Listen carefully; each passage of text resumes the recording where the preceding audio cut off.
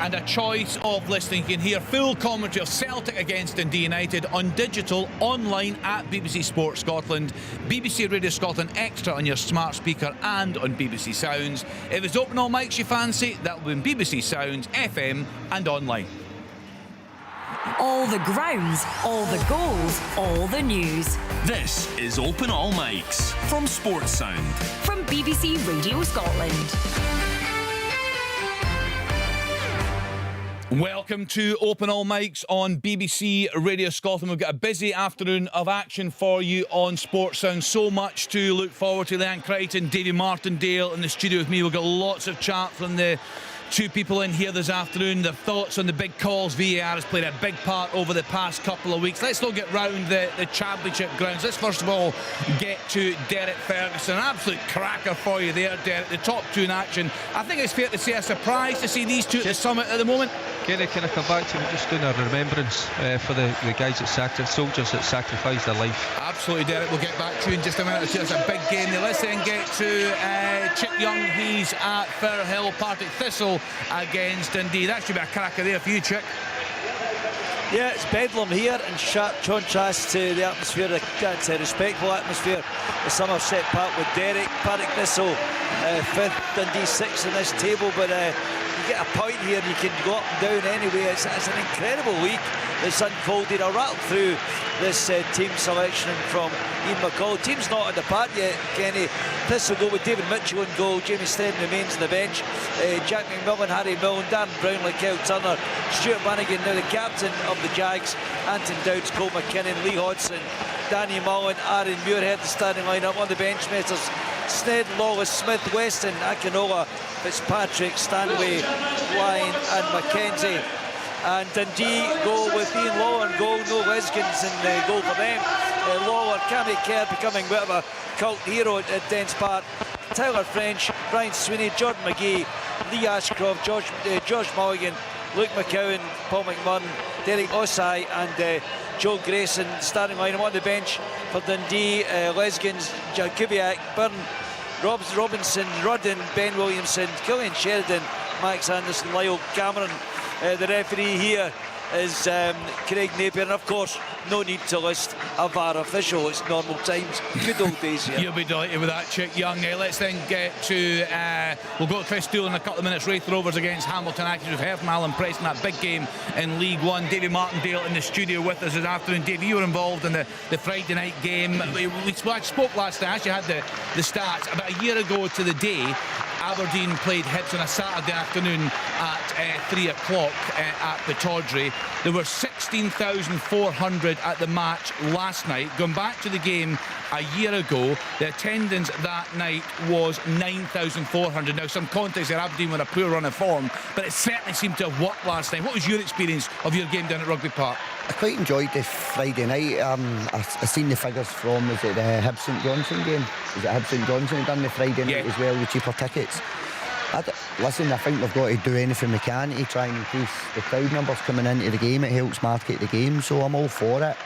It doesn't really affect your preparation too much, to be honest, and it allows you on a Saturday to listen to the radio and watch all our games, because that's the big thing that I miss. I miss being a fan of football. Yeah, I'm the same. I actually love just tuning in a Saturday and hearing the matches. There's so much to talk about, Leanne. The games are just underway. The task facing United at Celtic Park, it's huge, isn't it? Yeah, it's astronomical, I think, for any side to embark in a challenge at Celtic Park. Davey touched on it earlier, how quick they start matches. If you can almost quarter the game up and approach a game plan that you get through it in phases and avoid going behind early on.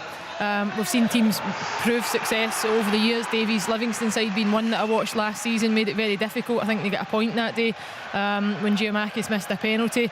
The number of changes that Celtic have made as well, so I think if you can stop them, but I almost feel as well that these United players will be desperate to show that they weren't as poor as they showed earlier on in the season, but you can't help but have memories from that game that you know if Celtic get a stranglehold on it, you really could be in trouble. So it'll be interesting to see how the game plan goes today and how well they stand up to that challenge, because it's a huge ask of Liam Fox and his side. We'll cross to Rory Loy in a couple of minutes' time. We'll also get Davy's thoughts. Of course, you've worked with Liam Fox, Davy, but let's get back to Derek Ferguson, that game of the day in the Championship. The top two, Derek, Ayr against Morton. I think it's fair to say you wouldn't have expected these two to be at the summit. Well, at the start of the season, no, if I'm going to be honest with you, Kenny. But you know, this championship, it's so competitive. You know, you look at it from the bottom of the table to the top. You know, in any given day, you don't know who's going to win. That's the beauty of the championship. Also, great chat about the VAR. I think the reason I enjoy these games is because there ain't no VAR. So yeah, honestly, and I think that's part of the enjoyment you have with the championship. But Ayr United top of the table with 3 points, only made one change today, lossing in for Chalmers.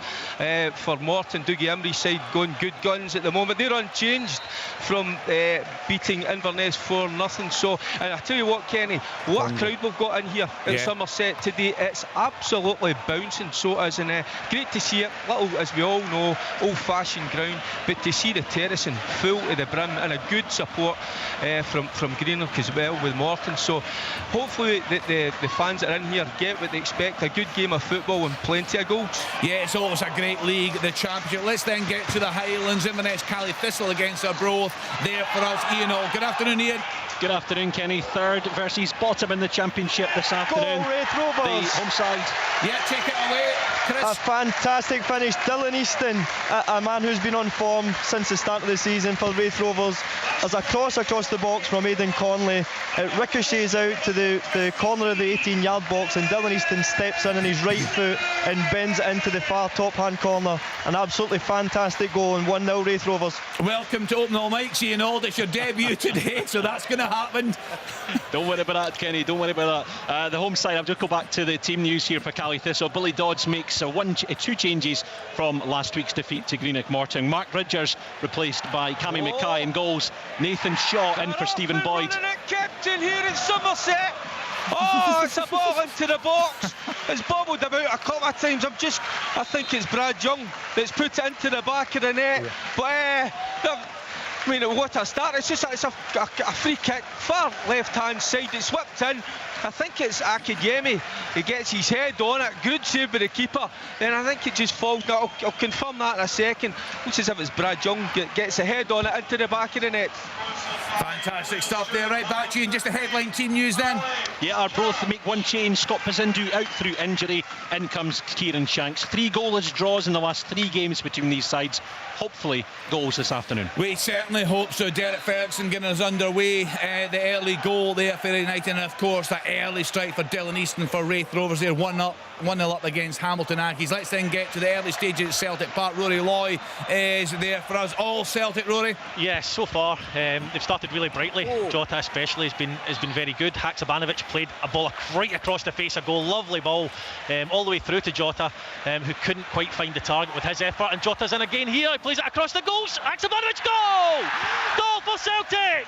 It's 1-0 to Celtic, and it's those two men again. It goes across the goal. Jota then plays it back to Haksabanovic. It hits off the defender, but it'll go down as a Haksabanovic goal, I would imagine. I think it's Edwards that hits off into the net. It's the worst possible start for Dundee United. With about 7 minutes on the clock, it's Celtic 1, Dundee United 0. It's exactly what we spoke about, Rory, isn't it? Just trying to stem the flow at Celtic Park and stop them from getting that early advantage. Jota missed a good chance where he put it past the post just a couple of minutes ago, but it's far too easy, as you say. Comes, down the left-hand side. Actually goes from Dundee United being in possession, dispossessed in the middle of the pitch, and it's that turnover. There's bodies going forward all the time. It's not the best ball, I would need to say, back across. He's still got quite a bit to do, Haksabanovic, in terms of keeping it down and keeping it on target, but it's far too easy from a United perspective. He keeps it down really well. I mean, United are playing a 3-5-2, but the way the game started, their wing backs Behic and Freeman have been pinned back, which isn't too much of a problem, because Liam Fox will want to obviously try and stem the flow. It's just been interesting to hear for Davy. You know, when you're playing that 3-5-2 formation, Davy, how difficult is it to get those wing backs high up the pitch at like a Parkhead rather than it being a back five? I don't think it matters what formation you're going. You end up falling into a back five or a 5-4-1. You end up falling back into a low block. You can start a 4-2-3-1, 3-5-2. You end up into a back five, back six. So it's really difficult. And especially when you try and get any kind of turnovers in the middle of the park, they're all over you, because that's where they're predominantly playing the football in, your third of the park. So it's really, really difficult. David, do you discuss the what if you go to a Celtic Park or an Ibrox and you concede an early goal? Is there a contingency plan? Is it something that you speak about as a group of players? No, you go there with the game plan. It doesn't really change, if I'm honest, because you are falling into a low block, but you've got your outlet up top. My worry would be for United with Stephen up top, his cell. You're probably looking for a wee bit more legs to try and get out, because you're going to fall into a low block. So how do you get out when you do get any sort of turnover?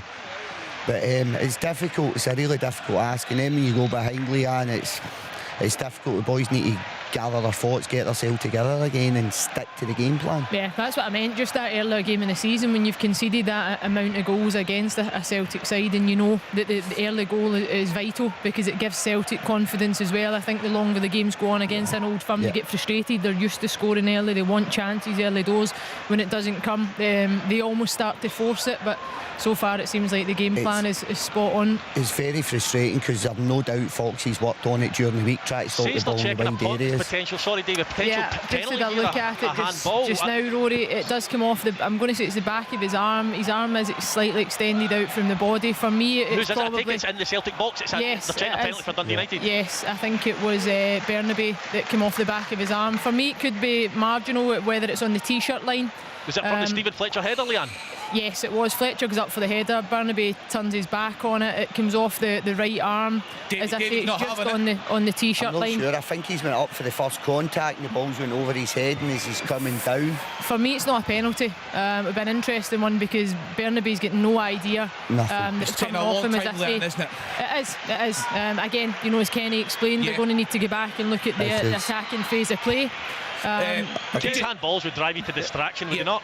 Penalty scored Elgin City. Russell Dingwall 1-0 up away to Bonnyrigg Rose, and Annan are 1-0 up away to Robert McCartney. Here we go, he's going to the screen. Right, we'll get that. Kenny, I'll just confirm the goal scorer. It's Alec Kurt. Thanks Derek. So 1-0 for What's the chances on this being a penalty, Kenny? I think now with the ref going to the screen, there's a good chance. Yeah, right. Let's see if your point's proven here, Alan, because you say time and again the referee goes over and he goes with. I tell you the thing is, what I think is that the referee's missed it initially, you know, so he has to be offered the opportunity to go and review it. So it's not a case of you've got this wrong, come and see it. Yes. If it's a missed incident, he has to go and look at it. Something the crowd's asking me if it's a penalty, as if I've got some inside information here. It's a good point. You know what? Oh, it's a goal in Dingwall. Yeah, Michael. Jordan White has put Ross County in front. It was a wonderful ball in behind the St Mirren defence, and Jordan White came running in from the back post, and he just managed to get his toe on the end of it and stuck it past Trevor Carson. Exactly the start that Ross County are wanting to get in front here. Penalty. Wow, so I mean, shock. Yeah. No. I mean, the screen that the referee needs to go to here at Parkhead, I mean, it's right on the edge of the tunnel. The fans can all see it, and they're all booing as he's taking so long. In defence here of the he's booking him as well. He's booking him. That's incredible, by the way, because there's not a chance it's deliberate. It doesn't know. There's not a chance it's deliberate. That's a crazy decision to book him. The header is on target, so I can understand the referee has looked at that. The movement of his arm, I say, is away from the body. He's turned his back in play. For me, it is the top part of the arm, which is very, very harsh. Postecoglou looked absolutely astonished. But the fact that the header is on target. I think the fact as well that I didn't even notice anything had happened, probably. Yeah. The crowd as well, Leanne. The crowd didn't react. As if, oh no, I mean, genuinely didn't think anything happened. Stephen Fletcher is going to take it. It's probably a different type of handball, Rory, than what we've seen as well over the last number of weeks. Yeah. Handballs are nonsense. Total nonsense. You get back to your sandwich. Total nonsense. Blows his whistle. Here he comes. He steps up. Oh, goal! Right down the middle from Stephen Fletcher. Joe Hart dives to his left-hand side. He side foots it down the middle. It's Celtic 1, Dundee United 1. Right, you know, Kenny, in all seriousness, that handball during the week for Matt O'Reilly, and I see a lot of Celtic fans going on about it, you know, but in all seriousness, most of them were calling for, the penalty last week against Livingston that Shinnie was given against, which was ludicrous, and obviously the handball that was given or not given against Michael Smith. For me, none of them are handballs. It's quite simple, and Ange Postecoglou was touching on it there.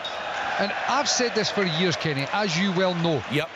This whole nonsense when they changed the handball law to get rid of deliberate handball, and they're talking about natural silhouettes. They actually had a silhouette in the IFAB laws, and it was like, who plays football with their hands stuck at the side of their body? It doesn't happen. The thing is, Your Michael, arms see move. this one when you look at it back, Bernaby's actually going up mid-flight for a header. Yeah. So at no point as a footballer are your arms going to be anywhere else other than elevated to give you a purchase and a jump. So it's a crazy decision as a footballer to... As we've already spoken about, Leanne, now with the new the law that's been adjusted last year, it is actually in there. Oh, by the way, what a goal here. St Mirren have just equalised. What a goal.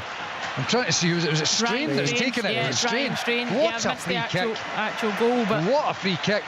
Is Ross Laidlaw maybe a wee bit slow to react to get across, or have you just got to take your hat off and say what a goal? Over the top of the wall, into the corner of the net.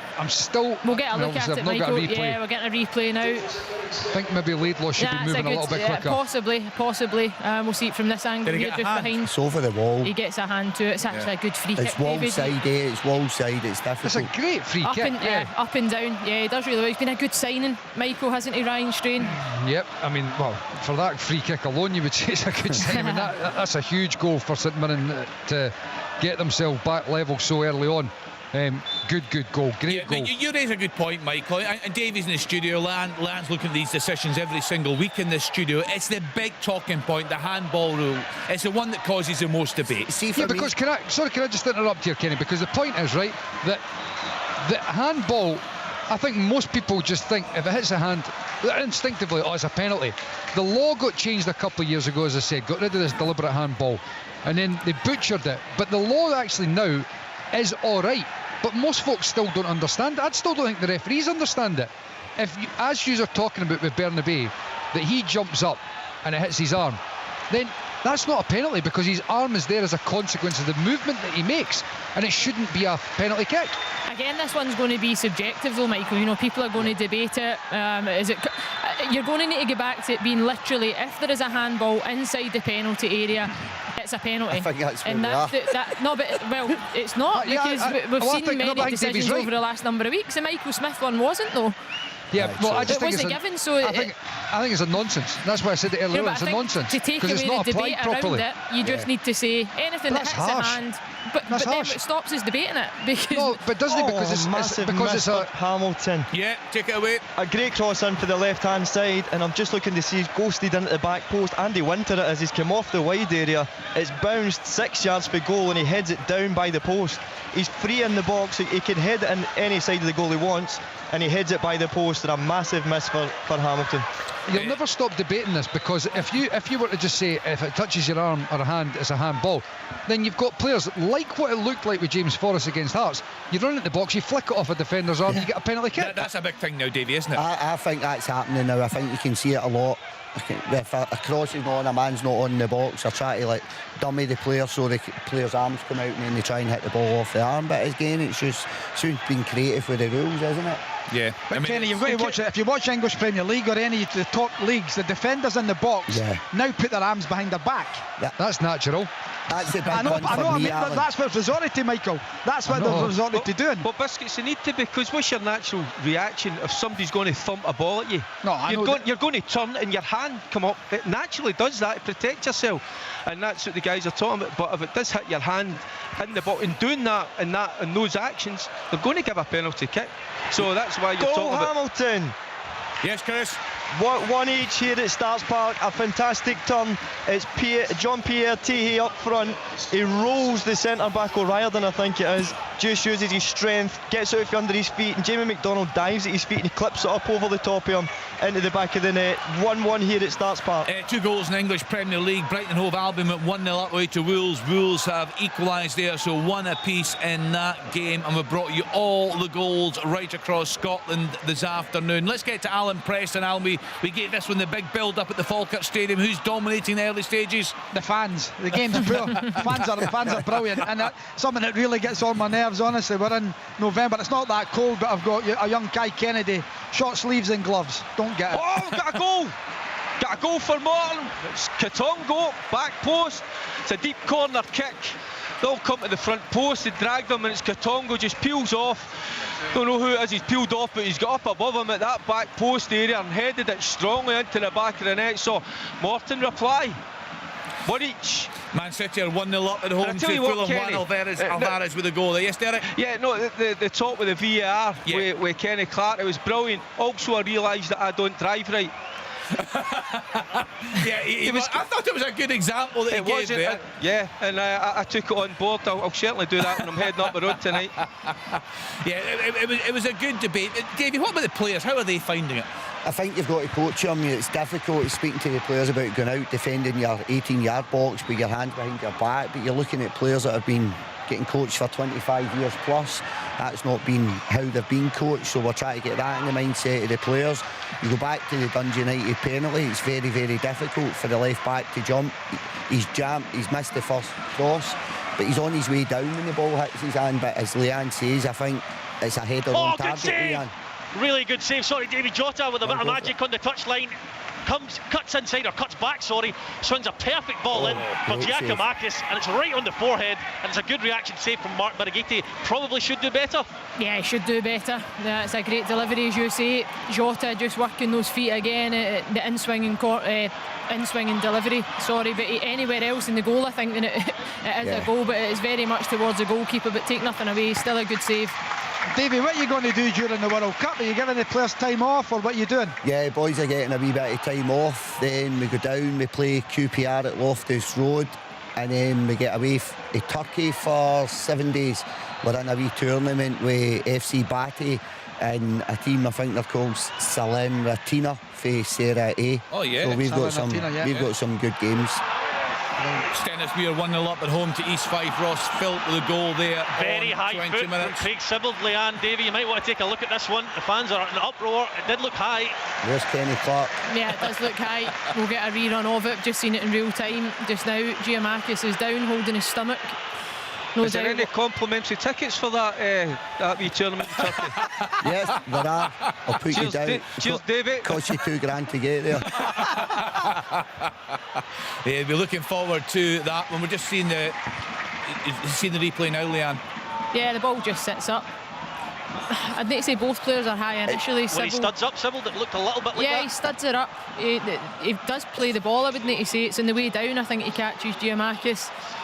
I mean, the referees are going to look at it like they look at everything like this. Possible red card. It's a yellow card, really, when we play football, but with VAR, you're looking at it going, this could be a red now. Yeah, I think maybe similar to the Tony Watt one where neither player is in control of the ball. You know, so I think he's went with the intent to control the ball and get it under. Probably a bit reckless. We talk as well about, you know, the impact an early goal might have on Dundee United and how you handle things as a player. You just wonder how David Dickinson, the referee, was such a big call, looking at it for so long, what his mindset is like for the rest of the game, because it can't be easy as a referee as well, having to go to the screen and make these decisions when the fans are right on your back. No, especially at places like Celtic Park when it's packed out. Just looking at it again, I'd need to say Giacomakis' foot is up as well, but Sibbald is slightly higher, and he does catch him on the way down. Could be in trouble here. I know. I want a yellow here. It should be a yellow. What a goal that is magnificent. Partick Thistle have taken the lead. The first bit of action really in the game. I was getting dozing off a little bit, but it's come alive now. And I think it's Harry Milne down the left-hand side. Gets it on his right foot and drives it beyond Ian Lawler. Magnificent goal. Great goal for Thistle, and it is Harry Milne, and it's Thistle 1, Dundee 0. Yeah, they've needed it. They've been in a poor run for Nottingham Forest. 1-0 up against Brentford. Morgan, Gibbs, White. Albion Rovers 1, Stirling Albion 0. Charlie Riley on 90 minutes. Leeds 1, Bournemouth 2. Philip Billington has Bournemouth ahead. What's happening with the check, Rory? I mean, it's still up on the board. I think he's still getting information. Now, one of the questions I asked at VAR HQ when we were there was about the added time and how it gets added on. I mean, sometimes I look at the added on time at the end of a half and I think there must be more than that. I mean, that's a good 8 minutes, I would imagine, between the two decisions already. Well, they played it last night, Rory, because actually the Aberdeen game kicked off 15 minutes ahead of Davies' game, and they didn't finish off too far at the same time, I have to say, last night. So they did certainly get a lot of stoppage time. We were 6 last week, Kenny, at St Johnstone. It could have been 10. Check is over, no action taken. Oh. Davey? No, actually, I thought maybe a yellow card. I'm just glad he's not pulled out a red card. Don't know, Davey, if you can give a yellow. Like, I think it has to be a red card or nothing, because he didn't give a yellow card initially. Okay. I don't think a VAR review would be. You wouldn't go over to the screen and produce a yellow card. I think that's a grey area, Rory, isn't it? Because when you look at a decision like that, but they have said that they don't intervene with yellow cards, otherwise you would be looking at every decision that would be a possible yellow card. A clear and obvious error. We had a Low Morgan got a yellow card. They deemed it a clear and obvious error and changed it to a red. Just because it's a potential red. I know. Did you think it was the right decision? What one? See you're setting off. Morgan's in real time, I thought he was in trouble, I thought it could have been a red card. You were incredibly confident that day. You felt you could beat Rangers that day, didn't you? Yeah, going into the game, they never had momentum on their side. There was a lack of confidence, but we're in a good place and we've got a game plan, and even the first game at our bit, I thought we were unlucky not to take something from the game. So you go there with the belief and the confidence and you set it up right and you get the game plan. The boys carry the game plan out. You've got a chance, Kenny. What was it like in the dressing room? Was it a huge disappointment, even though you got a point? It felt like a loss, if I'm honest. Felt like a loss, but again, I've been to Ibrox, been in similar situations. You go down to 10 men, they score a goal and then they get another one after it, so you've got to try and reflect on it and take a point with 10 men. We actually played about 23 minutes with 10 men. Elgin City 2-0 up now, away to Bonnyrigg Rose. Russell Dingwall on 21 minutes. We'll go round the grounds, then I've got a quiz question. I did this one in the office yesterday. Quiz question? Yeah, one person got it right away, the rest nowhere near it. Is it a VAR question? It's not. Okay. Right away from VAR. But let's go round the grounds. Is it about referees? No. Go to Michael first. Is there anything else you talk about, Kenny? Well, Michael, do you know something? I missed you earlier on, because I remember a lot of Monday nights, yourself and Kenny Clark going at it. It was absolutely vintage radio, I have to say. Good memories that brought back. But I thought Kenny Clark spoke really well. Has he learned about biomechanics here? What? that was a good debate that night, I have to say. Right, let's go down the ground. So, first of all, to Celtic Park, Rory Loy. Yeah, Celtic are basically the first 5 minutes of the game are on repeat now, and it's just Celtic. Dundee United camped as the ball bubbles around the Dundee United box. Celtic are applying a lot of pressure. Dundee United camped in their own half. Liam Fox will have breathed a massive sigh of relief when the referee didn't trot over to the screen. So it's pretty much as you were. A lot of time wasted with the VAR decisions, I must say. The crowd are getting a little bit frustrated. However, the ball is back in play now, and the game's resuming. But can see it's going to be a long afternoon if Dundee set up like this, but like I said, Liam Fox massively relieved that they managed to get a goal back and no red card. Michael, you've had a good start to your game there in Dingwall.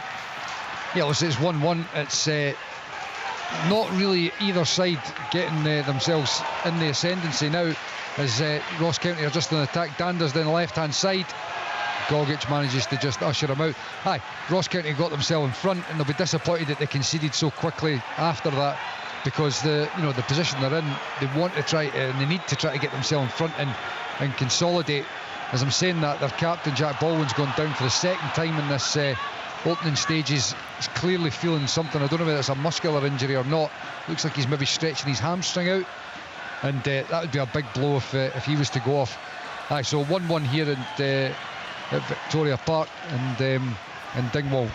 So Premiership scores: County 1, St Mirren 1, Celtic 1, Dundee United 1. Let's then get into the Championship. It's the top two. Ayr United against Morton. Derek Ferguson. Yeah, one apiece at the moment, Kenny. Ayr getting off to a flyer. After 3 minutes, it was Kirk at that back post area. And again, it's a simple free kick into the box. Morton not dealing with it, and Kirk nodding home. But what a reply! You expect that for Dougie Imrie's side. They've dug deep. They've fought their way back into the game, and from an Ayers perspective, you will be disappointed. It's a corner just to the back post area, and there's Katongo. He's not the biggest, but he gets up well and nods at home. The game's been a bit stuffy over the last 5 or 10 minutes, and if you're going to that quiz, leave me out, because I only go to quiz nights for a that might be the prize. Right, OK, let's then get to Ian. I'm back in then. Ian Alders making his debut on Open All Mics this afternoon. Not a classic for you there in the Highlands, Ian? No, far from it, Kenny. 22 minutes gone, still goalless here in Inverness. Cally Thistle have had a couple of good chances. Cammy Harper forced a save from Derek Gaston at 11 minutes in. Billy Mackay shot straight at Derek Gaston from the edge of the box on 18 minutes. And then just moments ago, Michael McKenna hitting the post from the edge of the penalty box for Arbroath. Still goalless, Arbroath. Cally Thistle 0, Arbroath 0. From a debut to an Open All Mics veteran, Chip Young at Firhill. Yeah, as we stand to Partick Thistle, second top of this championship, it's an incredible league, as Derek was referring to. They're ahead by a goal from Harry Milne. An absolute cracking finish it was too, down the left side, just on the foot and shot beyond the goalkeeper from around 18 yards. So Thistle have a grip in the game, but Dundee are very much battling to get back into it. Glorious sunshine in Maryhill. It's forever this in this neck of the woods. Turned into a better game as well, actually. Life is brightening up by the second. 1-0 Thistle. Good stuff. Decent start to your game, Starts Park. Chris Doolan, Wraith against Hamilton Accies. Yeah, it's been very enjoyable so far. Oh, just another chance for Hamilton. A good game so far. 5 minutes in, Dylan Easton bent an absolute beauty into the top corner. It was a cross ball from Aidan Conley. It deflected back out to the edge of the box, and I'm sitting right behind him. I had a great view of it the full way in, and a fantastic finish, and that got them.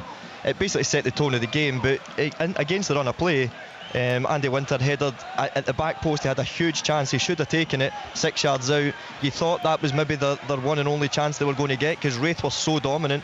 But then, a couple of minutes later, Taihi up front used his strength. He rolls the centre back O'Riordan, and he put in a very clever dink into the top corner. Oh. Yeah, Derek.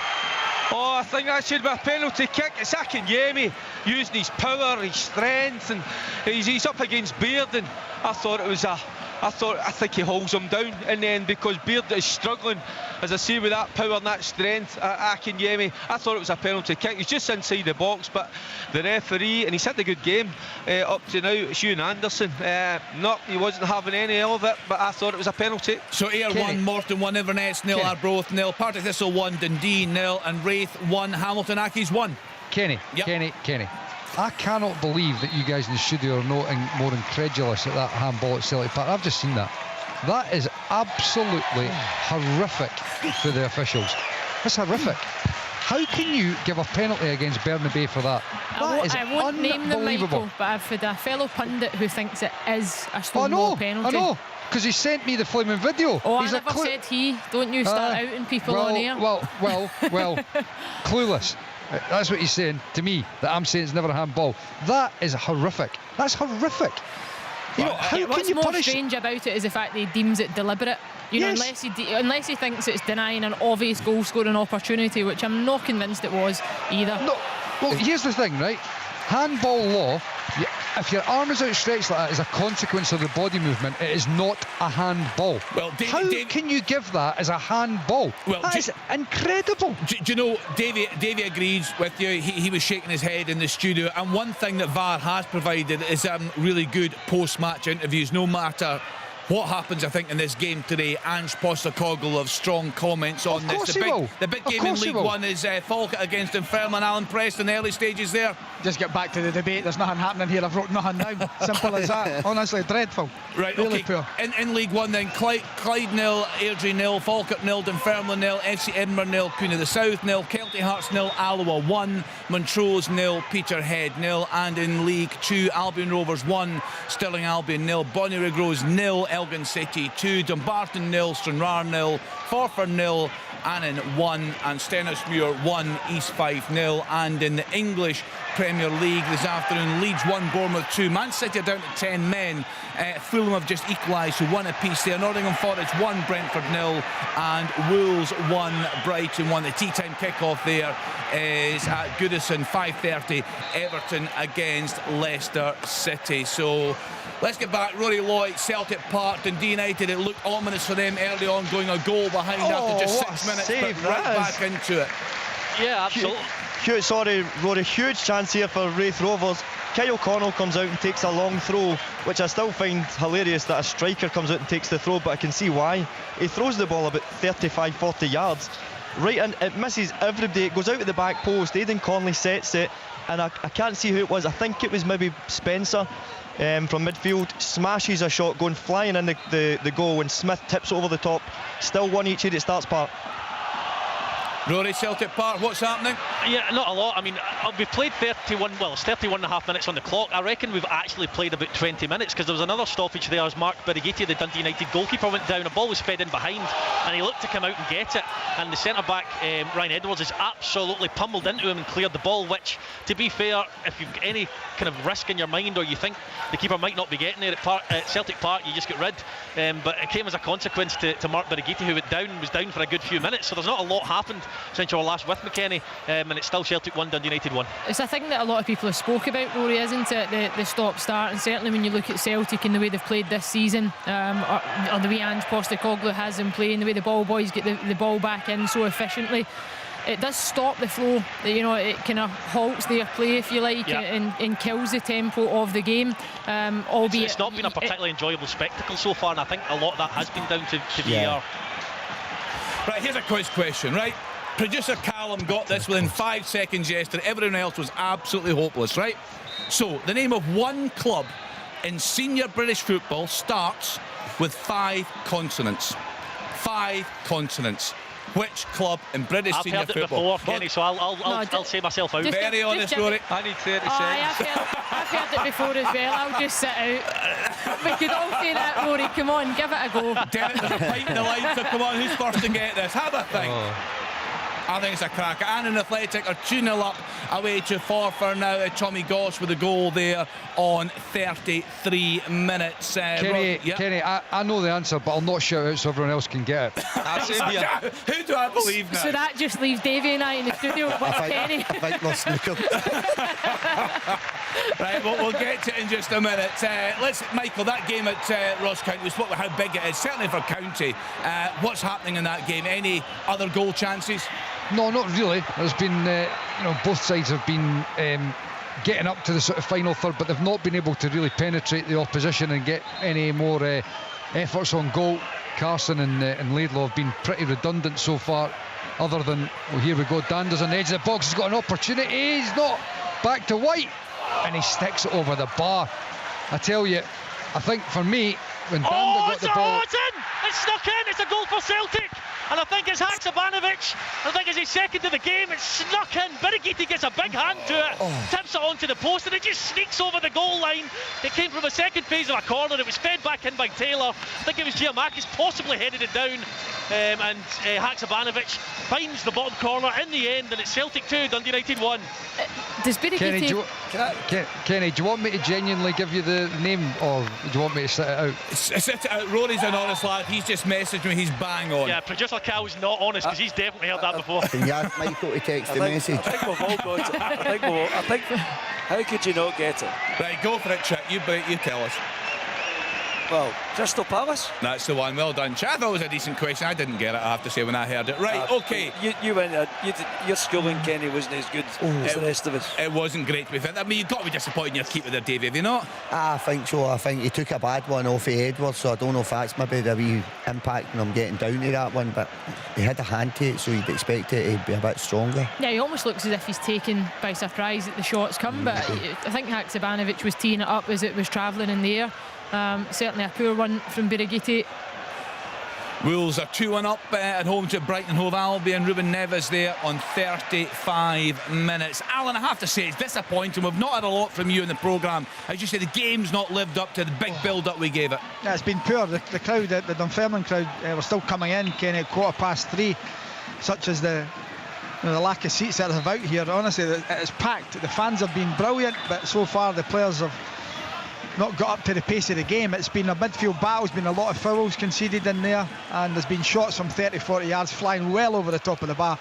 Either keepers have nothing to do. They're just a couple of crosses, and that's been about really disappointing, because this is first against third. 4 points between them. Big battle, a derby if you want to call it that, and it's just not lived up to it, I'm afraid, so far. But it's still time. We've only gone about 30 minutes. Biscuits, we've had a streaker. Oh yeah. Yeah, unfortunately it's a 22-stone guy. I think that's my goalie coach. So we've had everything down here. Derek, I think that's my goalie coach. Gary Marley. He's a big lad. Yeah, get him in the gym. To be fair, I think he's bigger than 22 stone. Keep away from the biscuit tin. No many tatties rolled off his plate, is there? Hi, David, talk to us about that. It was last season you brought him on, didn't you? Just talk to us what was behind that. Was it 6 minutes from the end of the game?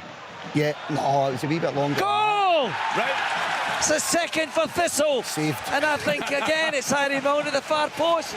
It's a bit of a scramble ball floated in, a little bit of head tennis in the box, and the ball is fired in at the far post. 2 or 3 players going for that. I think when this group comes out, yes, Milne again. Harry Milne, he's second of the afternoon, just into the far post. What a performance by him. And Partick Thistle hitting form. They've been off it for a while, but suddenly this form takes them back to second of the table. It is Thistle 2, both from Harry Milne, Dundee 0. Yeah, they really need a win today. So the story behind bringing the goalie on? It's probably a 5-minute, Kenny. You sure you want me to tell you? Summarise it. Right, so the first season I tried to retire him.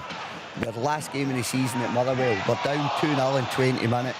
Can he put him on, can I? Can he retire him? Put Liam Kelly out the squad. Ross Stewart was in goals. Stretch was goalie coach. Second season, COVID hit. So we finished the season in March. Can't retire him. Third season, last game of the season against St Johnstone, we need a win to qualify for Europe. No chance I can put him on that year. So last year, I said, I'm doing it no matter what. I'm doing it. I'll get a big man his debut and get him out. We go down. I think we've made 4 subs, 3 injuries. Morgan Boys is hobbling about the park. I'm like, can you stay on, Morgan? I can stay on. I went, right, I'm doing it. I'll do it before I talk myself out. Put big Stretch on. As soon as I put him on, Morgan went down injured. We're down to 10 men. But on the plus side, we managed to retire him. I'm sure it made his day. So Partick Thistle. They got appearance money. We actually won that day. They got a bonus. But that's him now, played at every level of Scottish football. League 2, League 1, Championship, Premier League, and equivalently Lowland League with Broxburn. Yeah, fantastic. A good story there. So just running through the score lines for you. In the top flight we have Celtic 2, Dundee United 1, Ross County 1, St Mirren 1. In the Championship, Ayr 1, Morton 1, Inverness Cally Thistle 0, Arbroath 0, Partick Thistle 2, Dundee 0, Raith Rovers 1, Hamilton Accies 1. In League 1, Clyde 0, Airdrie 0, Falkirk 0, Dunfermline 0, FC Edinburgh 0, Cooney of the South 0, Kelty Hearts 0, Alloa 1, and Montrose 0, Peterhead 0. And in League 2, Albion Rovers 1, Stirling Albion 0, Bonnyrigg Rose 0, Elgin City 2, Dumbarton 0, Stranraer 0, Forfar 0, Annan 2, Stennismuir 1, East Fife 0. Check, we were having that good debate earlier on with Martin O'Neill about the European performances of our sides. You'll have covered them all through the years. A lot of highs, a lot of lows. I know this week you're speaking to someone who had quite a fascinating insight into it. Yeah, I mean, we were trying to get Gordon Strachan onto the programme to discuss the whole European scenario. Remember, his first game for Celtic wasn't terrific either. And Art Media, they turned them over, but he managed to switch it to the second leg at Celtic Park. So the idea was to get Gordon on, and I tell you, I spoke to him for a long while yesterday. He didn't want to come on because he felt this was a major debate to be had. He had all sorts of ideas, and I know he's not a great fan of how the academy system used in this country. One of the things, if you take away if you just talk about the Old Firm performances in midweek, there was only one Scottish player, I think, in the starting lineup of each team, and we want to evolve more Scottish players. But the truth is, Kenny, if you look at this in the bigger picture, Scottish teams have appeared in 3 European finals in less than 2 decades. I think that's a pretty remarkable achievement, actually, if you look at the bigger picture. Clearly, the Champions League is a tough playground. We're on the wrong playground for that. But, this is not a new concept in Scottish football. It's like it'll come and go as we have a belief siempre mañana, it'll be all right again sometime soon. And that is probably the truth of the matter, which doesn't take away the angst of, I think, Rangers fans in particular, and those of Dundee United and Motherwell whose managers paid the price for failure in Europe. So this is a recurring theme. But Gordon, and we'll get him on actually. Yeah, he's very interesting. And I'll let him the interview. But he was ruined. He thinks nobody should be in an academy younger than 12. I know they go and bring kids and hone them from about 7 and 8 years of age. He thinks nobody should be near an academy at 12 12 years of age. So there's a lot in the development of players that he thinks that is wrong in the game. A really interesting chat, but he didn't want to squeeze it into 7 or 8 minutes. In fact, if we just recorded our phone call yesterday and played out, that might have been the answer. But David, what are your thoughts in terms of saying about academy kids? Very, very similar. I came for the time where you were 16, you trained, you still had your juvenile team, your grassroots team. You played with Dundee United, Rangers, Celtic, whoever it was. You played with school teams, you played with county teams, you played with possibly Scotland schools. And then when you turned 16, you got a YTS and went into the pro youth system. I just think there's a lot of over-coaching now at kids. There's a lot of creativity taken away from them on the training patterns they play. You're 9, you're 10.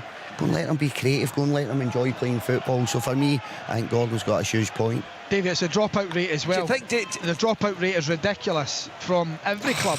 No wonder, Alan. No wonder. Leanne, they can't take on 20 players every year. It's impossible. But you know what bugs me about it, Alan, sorry, is that they take on all these kids, then they stop them playing with their school team, they stop them playing with their friends. It's an absolute nonsense. Let kids be kids, let them go and develop, let them go and express themselves, like Davey says, experience different environments, different people, different coaches, different life skills, and then you might actually get a more complete footballer. But you also see that there was a young kid down south, unfortunately, at Man City, got let go and took his own life. Aye. And that's becoming more and more apparent. And you know, if you're 12, 13, 14, you get let go from a club you've been at for maybe 3 or 4 years, how do you react to that? You've not got the life skills to react. Alan, that's just a dreadful story, but Gordon touched on that, and I've experienced of this as well, where if a kid from any area is and he's a particular fan, and family's fans of Rangers or Celtic, they want to go and sign for them under family pressure. They're maybe travelling from an area down 3 nights a week to Glasgow to go and train through the winter, pressuring kids, when really I think we should encourage kids to go and sign for their local team, for any quality coming through. And I've got some experience of this as well with kids I know, and it was somebody I think that Gordon was talking about, that they're pretty keen, Dundee were pretty keen to get him, and off he went to one half of the Old Firm, when a much more straightforward course would to go and try and make it with your local club. And if you come through, you'll get to the club of your dreams if you've got the quality, if you serve your apprenticeship.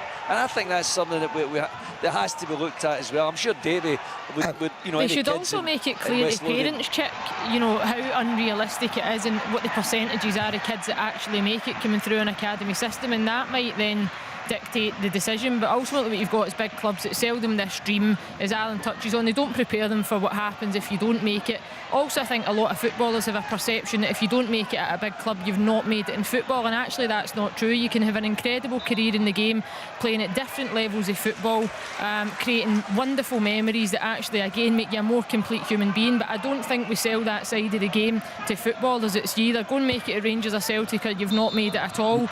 Go to Man City, if you don't make it, you've not made it at all. Everything is almost portrayed as a step down if you don't make it at these big clubs. For me, success, Leanne, we view success, if we can even get the boys into League 2, League 1, you look at the players like we released. There's Carlo Pignatello last year, who's now playing full-time football at Morton in the Championship. For me, that's success. It might not be deemed as success for Livingston, but it's success. And David, there's different ways to make it as a footballer. I'm a prime example of that. I was in academy as a young player, was released and went and played junior football at 15 years old against guys in their 30s. It gave you a different skill set. I had to grow up really fast.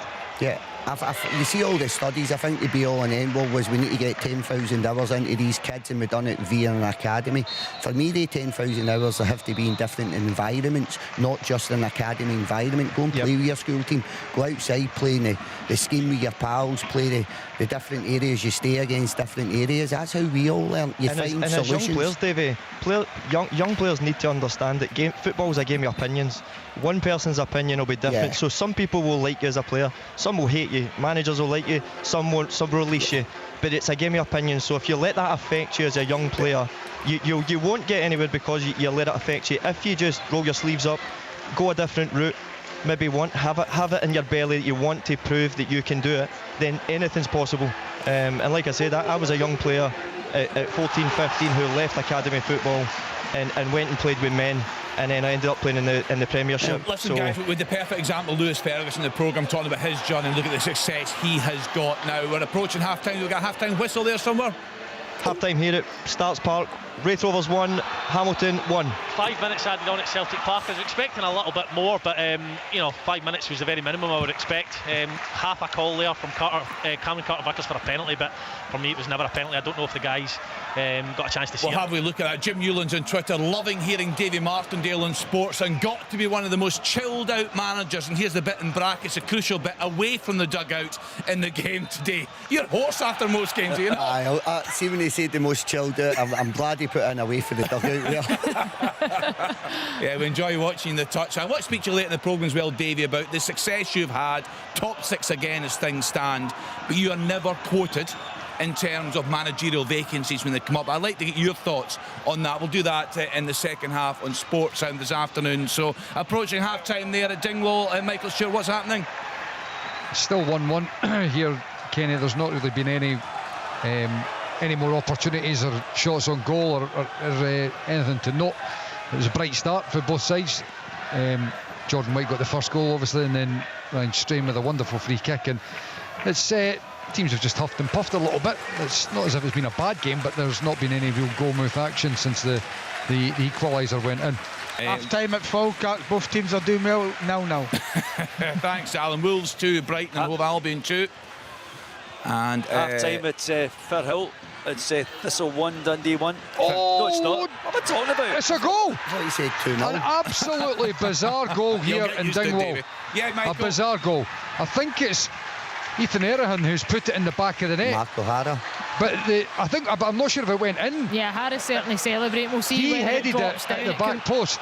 He headed it round the back post. It came off the crossbar and the post, and then I think it's Errihan who knocks it in. You'll be able to tell me whether the header went over the line or not, but everybody seemed to just stop. All the defenders. We'll get a look at it, Michael. It's just going to come up just now, but yeah, it came off the bar, didn't it? Just whether it's come down and hit the... I think it hit the post as well when it came down. Yeah, it's over the line for me. Yeah, off O'Hara. He's actually really good in the air, O'Hara. Yeah, he gets a lot of height on it. It's almost like a looping header. Yeah. Errihan, I think it is, that nudges it over just to make sure it's and over. That's but half I certainly time. think... And that is a half time. I mean, literally the last moment in the game before half time, St Mirren get themselves in front 2-1. He does well to get power on that as well there, doesn't he? He does, because he gets a lot of height on it as well, and directs it from almost the back post to the front post. As you see, a bit of a bizarre one though, because County look as if they've switched off as well, David, don't they? A little bit there. Yeah. Half time for you, Derek Ferguson at Somerset Park. Yeah, Kenny, are you hearing me? Yeah, got you now, Derek. Yeah, just that's half time there. Just having a few technical problems down here. So yeah, one apiece here, Kenny. Right, Ian Auld, it's been a big disappointment, I have to say, in your debut this afternoon. You failed to deliver a goal in the first half. Well, I did say, Kenny, that the games between these two tend to end goalless, and so far it's 0-0 in Inverness. Fantastic. So that goal's gone down as a Mark O'Hara goal in the 47th minute. Certainly PA are giving it to Mark O'Hara, so we'll see if there's any update on that. Just approaching half-time at the closing stages there at Celtic Park, Rory. Yeah, absolutely, Kenny. Celtic have got the ball halfway up Dundee United's half again, and Jota's just terrorising his fullback, as he always does. He sticks a ball into the box, and Ralston, I thought Ralston was going to pull the trigger there. Yeah, Dundee United just trying to get to half-time at 2-1 to give themselves a chance. David Turnbull gets a yard of space in the box, and it's well blocked. It's going for a corner. It must nearly be half-time now, as a Celtic player lies on the deck. But no, it's still 2-1 at the moment, and Celtic have a corner as we approach half-time, Kenny. You, of course, work with Liam Fox. It's a huge job he's got there. What sort of character is he like in the dressing room, Davey? He's very calm, Fox. He's a really, really good coach. Time in the grass. He knows football inside out, but he's a real calming influence. So he's took them over. I think he's managed to pick some points up, hasn't he? So he's took him over in a bad place. And his first game as a permanent manager was... Who was it? Was it Motherwell? Or was it... Oh, no, permanent, sorry, that was us. No, I don't think he had it permanent. Temporary. That is half-time at Celtic. I helped get him permanent. Half-time at Celtic Park. It's Celtic 2, Dundee United 1. Fantastic. So all the half-time scores that are in around the country, all the half-time reports to come right here on BBC Radio Scotland. All the grounds, all the goals, all the news. This is Open All Mics from Sports Sound. From BBC Radio Scotland. I was going to say, you know all about thriving in football management, don't you? I've had both ends of the scale. I've thrived and I've dived. Sacked in the Morning is back with brand new episodes. Welcome to the podcast, Steve Evans. So when the approach came into Rotherham for me to go and speak to Leeds, after about 5 minutes, Massimo said, "This is what we're going to pay you," and he told me. I forgot every other question. John Yogi Hughes. Well, Amy, you were talking about team spirit, and that's one thing that we had at Falkirk. Join Craig Levine and me, Amy Irons, for the podcast that guides you through the cutthroat world of football management. Sacked in the Morning. Listen now on BBC Sounds. You're listening to Sports Sound on BBC Radio Scotland. Lots of talking points again in the first halves there, and VAR again playing its part in Scottish football. Let's get to our commentary match this afternoon at Celtic Park. Celtic against Dundee United, and a match commentator Liam McLeod.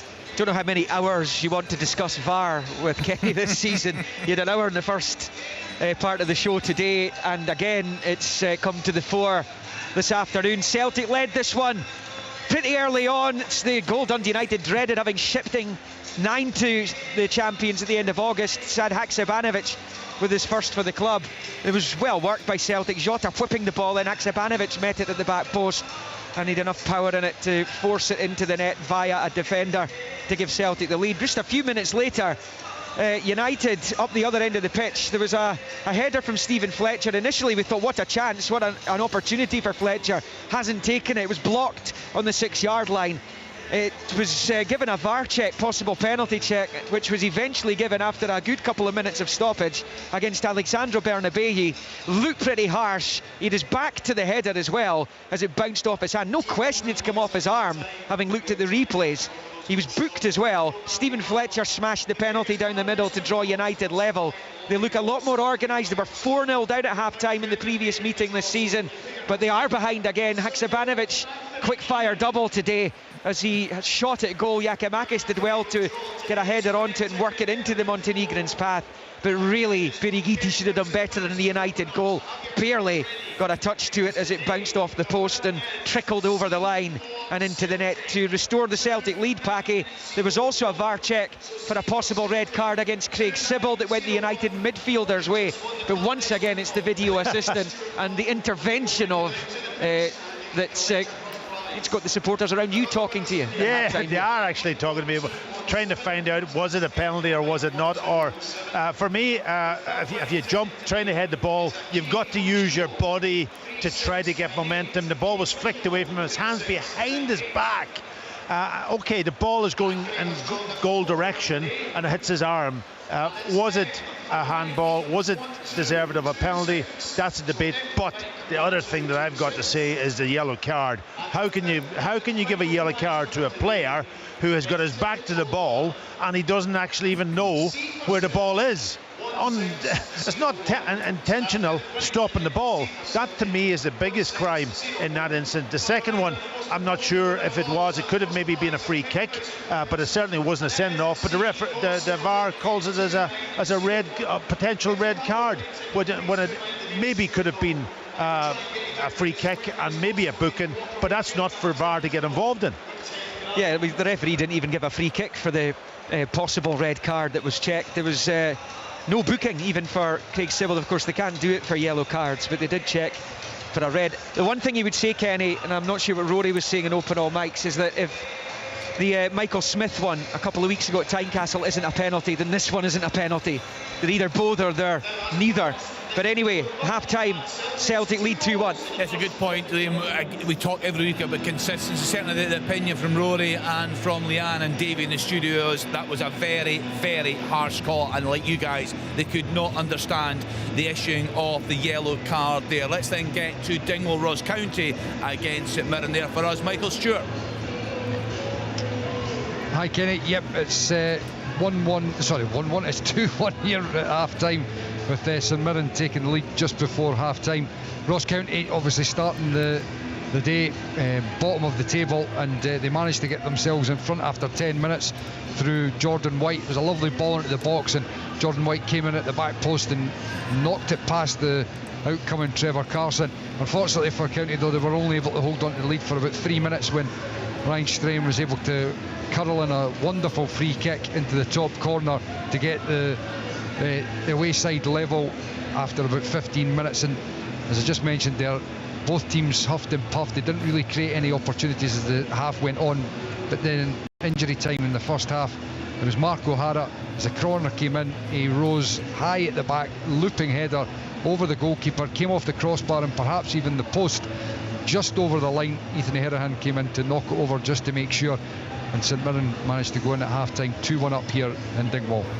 So in the Premiership, Celtic 2, Dundee United 1, Ross County 1, St Mirren 2. Let's then get into the Championship and the top two at the start of the day in action at Somerset Park. Ayr United against Morton. There for us, Derek Ferguson. Yes, Kenny, top of the table clash here at Somerset. At the moment it's Ayr United 1, Morton 1, the home side. Well, they got off to a flying start, taking the lead, only 3 minutes on the clock. That Morton defence not dealing with a free kick into the box. It was Alec Kirk nodding home from close range. Morton's reply came on the 16th minute. It was Jai Katongo powerfully heading in from it was at the back post. It was a corner from Crawford to get Morton back into the game. Here's Akinyemi. He was always a threat throughout the first half, and it looked as if he'd won a penalty in 27 minutes after Baird had hauled him down just inside the box, but referee Ewan Anderson, he was having none of it. That was really the last bit of action probably in a competitive first half. So at the moment, this top of the table clash, it's Ayr United 1, Morton 1. Thanks to Derek. To the Caledonian Stadium then, Inverness, Cally Thistle against Arbroath, and the half-time report from Ian Auld. Half-time in Inverness, Kenny, no sign of any sparkle or fireworks in this one so far. Goalless at the interval, with the Cally Jags enjoying the bulk of possession and chances. Cameron Harper first to test Arbroath keeper Derek Gaston inside the first 10 minutes. They've also gone close through Billy Mackay and Aaron Doran, with the latter ruffling the roof of the net with a shot from the edge of the area. Dick Campbell's men have huffed and puffed, but did go close through Michael McKenna, who hit the post from the edge of the penalty box. Half-time, Inverness Cally Thistle 0, Arbroath 0. We have seen goals at Firhill, Partick Thistle against Dundee. Chick Young. Yeah, and the goals, both of them, have come for the Jags in a fine first half. Dundee looking a little bit concerned as they went off for the half-time interval. 2 goals from Harry Mill, and the first was a magnificent strike, romping down the left side, and he drove in from the edge of the 18-yard box at an angle, rattled it beyond Dean Lawler, and Thistle ahead. And then Mill with a second, a little bit of head tennis in the box, and he appeared at the far post, the goalkeeper's right, just to knock it in to give Thistle a convincing 2-0 lead. I don't think this is over though. I think the D have something to offer in the second half. They put some football together. Luke McGowan, Paul McMullen showed a little bit of skill and endeavour over the place, and they are still threatening. I think the next goal would be vital in this game, but what a difference 45 minutes can make, because right now Partick Thistle have leapt up the league table from 5th to be sitting in second place in a league which really is tighter than 2 coats of paint. Half-time here is Partick Thistle 2, Dundee 0. You can't buy a patter like that, that's for sure. Chick Young never fails to deliver with all the good gags on sports. So let's get to Starks Park. Chris Doolan is watching what looks like a tight game there. Chris, Raith Rovers against Hamilton Accies. Yeah, it's Raith Rovers 1, Hamilton 1 half-time. It's been an entertaining first half. As expected, the home side started well. They started strongly, and they scored after just 5 minutes with Dylan Easton scored an absolute beauty. Aidan Conley put a cross in the box, and it deflected back to the edge, the corner of the box, and Dylan Easton stepped onto it in his right foot and just lasered one into the top right hand corner, and it was all Raith Rovers from then on. Into 15 minutes, Hamilton basically had the best chance they were going to get in that early stage. 17-year-old Chris McGinn raced forward and delivered a terrific cross, and it found Andy Winter at the back post, and he had a free header, and he headed it down past the left-hand post to Jamie McDonald, and missed a fantastic chance, and you thought that was their chance gone. But 2 minutes later, Tahi, on 17 minutes, used his strength at the edge of the box. He rolled the centre-back, O'Riordan, and he clipped a very clever finish into the back of the net to make it 1 each. And both teams have had the wee sights of goals, but nothing of note from then on. But looks like a fantastic second half ready for us as well. Let's hope here at so. Starks Park, Raith Rovers 1, Hamilton 1. Thanks, Chris. Ayr United 1, Morton 1, Inverness, Cali Thistle 0, Arbroath 0, Partick Thistle 2, Dundee 0, and as Chris telling us there, Wraith Rovers 1, Hamilton Accies 1. Well, Alan Pressman gave it a big build-up, a big crowd, a big security presence there at the Falkirk Stadium, but so far the game there hasn't delivered. Kenny, no, but I've got to say it's been absolutely brilliant since the referee blew for half-time, because at half-time we had the crossbar challenge where a fan came on, and this has been going on since before COVID apparently. The fan came on and clipped a shot for the 18-yard box off the crossbar and walked away with £2,200. That has honestly been the highlight of the afternoon so far. It has been dreadful stuff. Two really nervous sides, battles in midfield, fouls galore.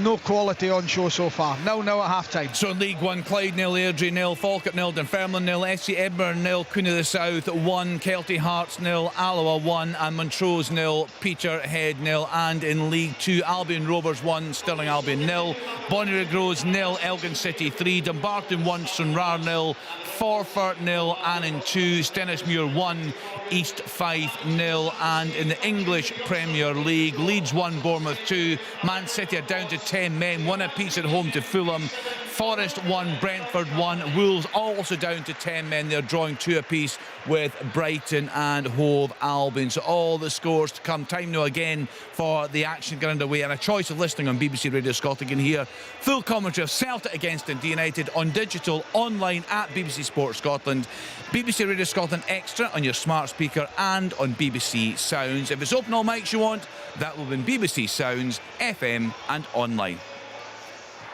All the grounds, all the goals, all the news. This is Open All Mics from Sports Sound. From BBC Radio Scotland. So welcome back to Open All Mics. It was a lively first half, lots of goals going in. Again, VAR playing its part. I'm sure Ange Postecoglou will have something to say on that at full time at Celtic Park. As things stand, his side have a 2-1 advantage over Dundee United. Ross County trailing 2-1 at home to St Mirren. And goals in the Championship, big goals for Partick Thistle. They really need to bounce back from disappointing results, and it's very, very tight. Ayr United against Morton. The other games also drawing at the moment. Goalless. Things can only get better in the big game in League 1. We'll bring you all the goal news on Sports Sound this afternoon. We're just waiting for the sides to come out at Celtic Park. Obviously a delay there, Leanne, because of the delays, the time it took to make the decisions on VAR in that first half. Yeah, they're certainly a couple of minutes behind the rest, which just adds to probably the excitement of the afternoon. I think, you know, we always know the second half of Sports Sound on a Saturday can bring a bit of entertainment. Penalty, Wraith Rovers. Yeah, Chris. It comes from a corner. Dylan Easton fires a corner away to the back post, and it's knocked back down by O'Riordan. I can't see who gets pulled down in the box, but Aidan Conley's grabbed the ball and he's put it on the spot, and the referee had no hesitation. I was too busy watching the ball, but there is a stramash in the box. Somebody gets dragged to the ground, and the referee pointed straight to the spot, and like I say, Aidan Conley's put the ball down and he looks confident enough to take it. Right, we'll get an update on that from Chris Doolan. It's been quite an up and down season for Hamilton Accies. I think it's fair to say, just looking to see if there's any more early goals coming in. Not so far around all the grounds in Scotland. We'll keep you updated on the Scottish scores and the games in the English Premier League. Davey, there is a question in here from Gary Park on Twitter. Can you ask Davy Martindale what his thoughts are for his next league game? So that is away to Gary's side, Aberdeen, sorry, at home to Gary's side, Aberdeen. Goal, Wraith Rovers. Thanks, Chris. So a penalty scored there for Wraith Rovers. So at home to Aberdeen on Tuesday night, Davy. The Dons in very, very good form last night, but so were your side. Yeah, I think we're going to go for 3 points. I think we were really unlucky up there. I thought we were probably the better side up until we were sending off for Fitzwater. Then we kind of capitulated. Aberdeen basically take that advantage very well. So I'm quite quietly confident that we come up with a good game of football. But I think it's one we're more than capable of picking up 3 points from. But Jim will be saying the same to his players. What do you set targets with the players, Davey? Is it per quarter at the start of the season? How do you do it? No, really. We speak about it. I just try and manage on a game-to-game basis, a match-to-match, and then you set yourself points targets and you don't achieve them. That can be a wee bit of a negative in the changing room, so I try not to do it like that. We try to just manage the players on a week-to-week, game-to-game basis.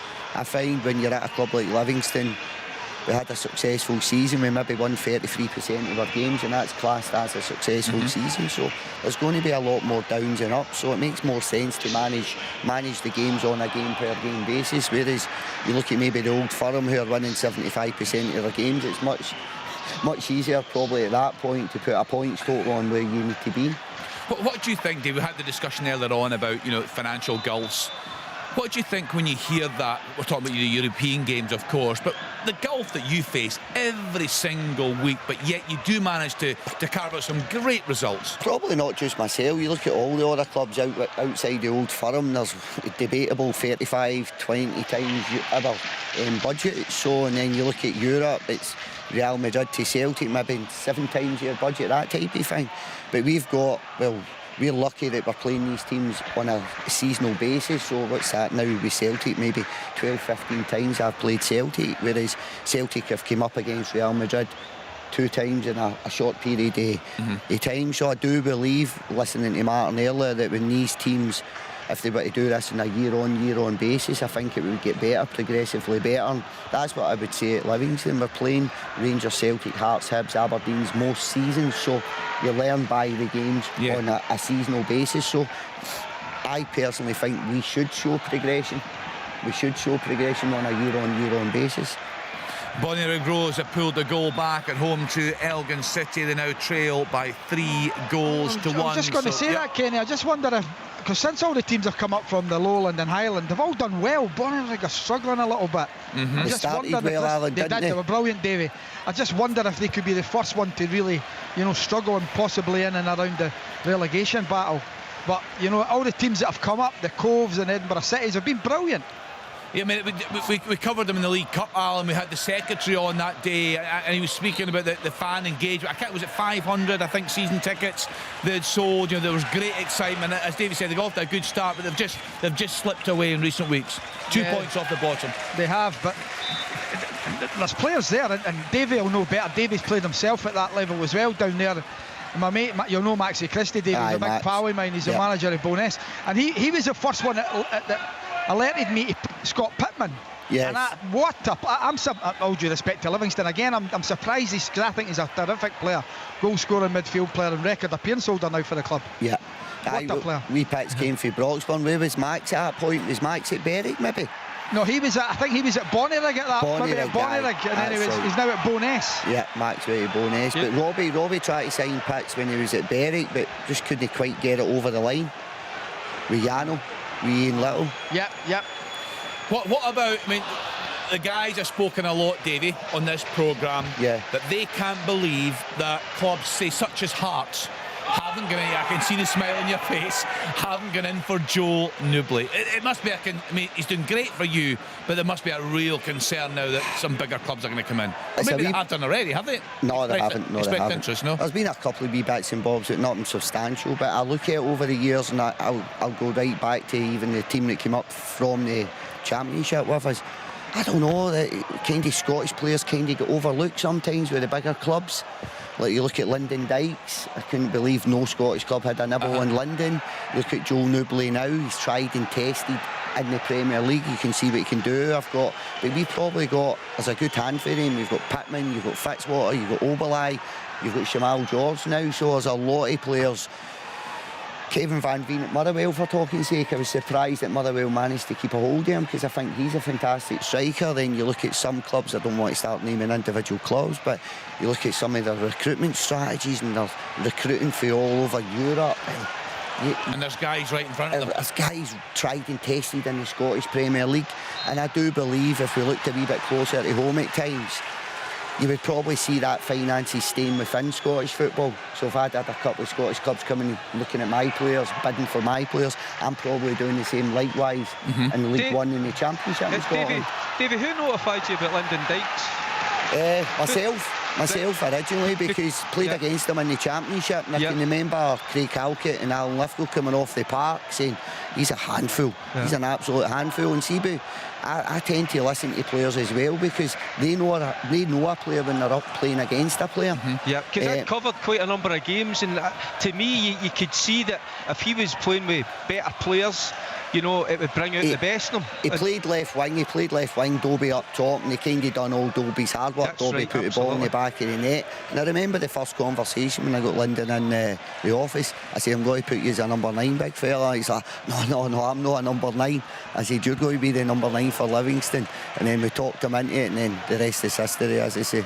Yeah, brilliant. What's Big Joel Newby like? I remember interviewing him when he was just, his time was coming up as loan at Arbroath. I said, you must have done something wrong. You've got to go from Dick Campbell to Davy Martindale. I said, that can't be easy. He was such a chilled out big bloke. What's he like to work with? He's brilliant. Big Joel's, he's very intelligent. Yeah. He's very intellectual, and he takes that into his game of football. So there's a lot more to Joel than just what you see, his physical attributes on the park. He's got great feet. But what I would say about Joel, he works hard every day. He's bought into everything we do at the club. And I can generally see a very, very positive trajectory for Joel in terms of his progression. You can see him, he's progressing week on week, month on month. And I think the sky's the limit. I think I could see Big Joel playing the English Championship.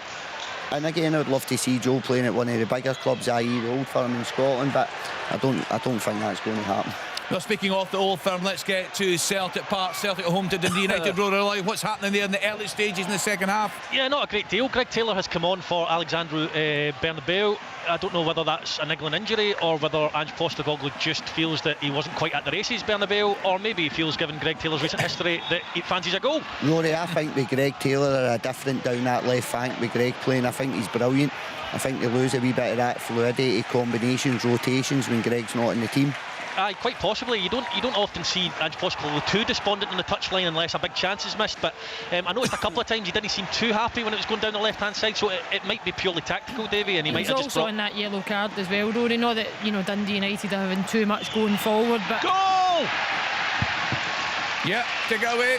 Goal in Inverness. Cali Thistle break the deadlock. Nathan Shaw with the goal. Aaron Doran with the cross. Billy Mackay flicked it on, and Shaw turned it in from close range. Cali Thistle 1, Arbroath 0. Fantastic. A goal there at the Cali Thistle Stadium. Billy Dodds has got big injury concerns there. Let's then get to Dingwall Ross County against St Mirren. What's happening, Michael? Nothing's really happened so far in the second half. It's obviously 2-1 for the visitors, and it's a big second half here for Ross County to try to get something out of this game. As you heard beforehand, that there's a strike. Oh, it's in! There you go. It's Tilson, edge of the box. The ball breaks to him. He controls it, fires it with his left foot. I think it takes a deflection, and then it comes off the inside of the post and in the back of the net. Ross County have been able to get themselves level 2-2. A massive goal. This is a huge game for Ross County. You feel trying to get that first victory in the league at home this season. I'll take 2 each. just waiting for a replay. Carson doesn't look too happy. I know, I'm trying Michael, was there anything in the build-up there that happened with the goal? No. I don't know. I'm wondering whether he's just not happy the fact that when Tilson's been able to control it and get the strike off, it's deflected off somebody. Yeah, as a deflection. And I don't know whether he's just not happy that somebody's not been able to get. Very, very laboured defensively, I would need to say, from St Mirren. They don't stop the cross. The headed clearance is very poor from the middle of the box to the edge of the box. And it almost catches him off guard, and the deflection certainly takes it out the way of Carson to make the save. But a huge goal for Ross County, as you say, big afternoon, huge game in terms of trying to get points on the board. But from a St Mirren perspective, really poor. That lifts him off the bottom of the table at this point, doesn't it? Yeah, it's a big game, that one, this afternoon in Dingwall. FC Edinburgh 0, Queen of the South 2. Rudy Payton with the second goal there. 4-0, Annan 3. Tommy Goss on 55 minutes. Kelty Hearts have equalised at home to Alloa. Alfredo Aguiman on 56 minutes there. As we heard about the goal for Inverness, Cali Thistle breaking the deadlock against Arbroath. Actually right up to date with all the scores. Oh, chance, it's a goal! Is that a goal? Is it in? Don't know if he's going to give it or not. The keeper looks like he's maybe got there. No, it's not a goal. Jota does fantastically well again. He feeds a ball into the box. I think it's maybe Turnbull or Giacomakis, and I thought for the life of me it was going in. Leanne and Davey maybe get a better look. Yeah, I'm hoping that we get that angle that the referees get from behind the goal, Rory, because it's certainly from the view that we've just had, it was impossible to see. I don't think it is in going in the keeper's body shape. No, I think see both. Where he is. Yeah, I think Birighitti, and I'm not sure who the player is. It's on the goal line, but I think between them they managed to keep it out. Okay, I was sure it was going to creep in. I mean, there's no way of telling from my point of view whether the ball's gone over the line or not. But it looks like a decent save then. Or he's done well to keep it out. But Celtic are kind of turning the screw a little bit. I feel sorry for Dundee United slightly in the sense that it's a goal. Oh, what an absolute! And I'll come back to last week's word.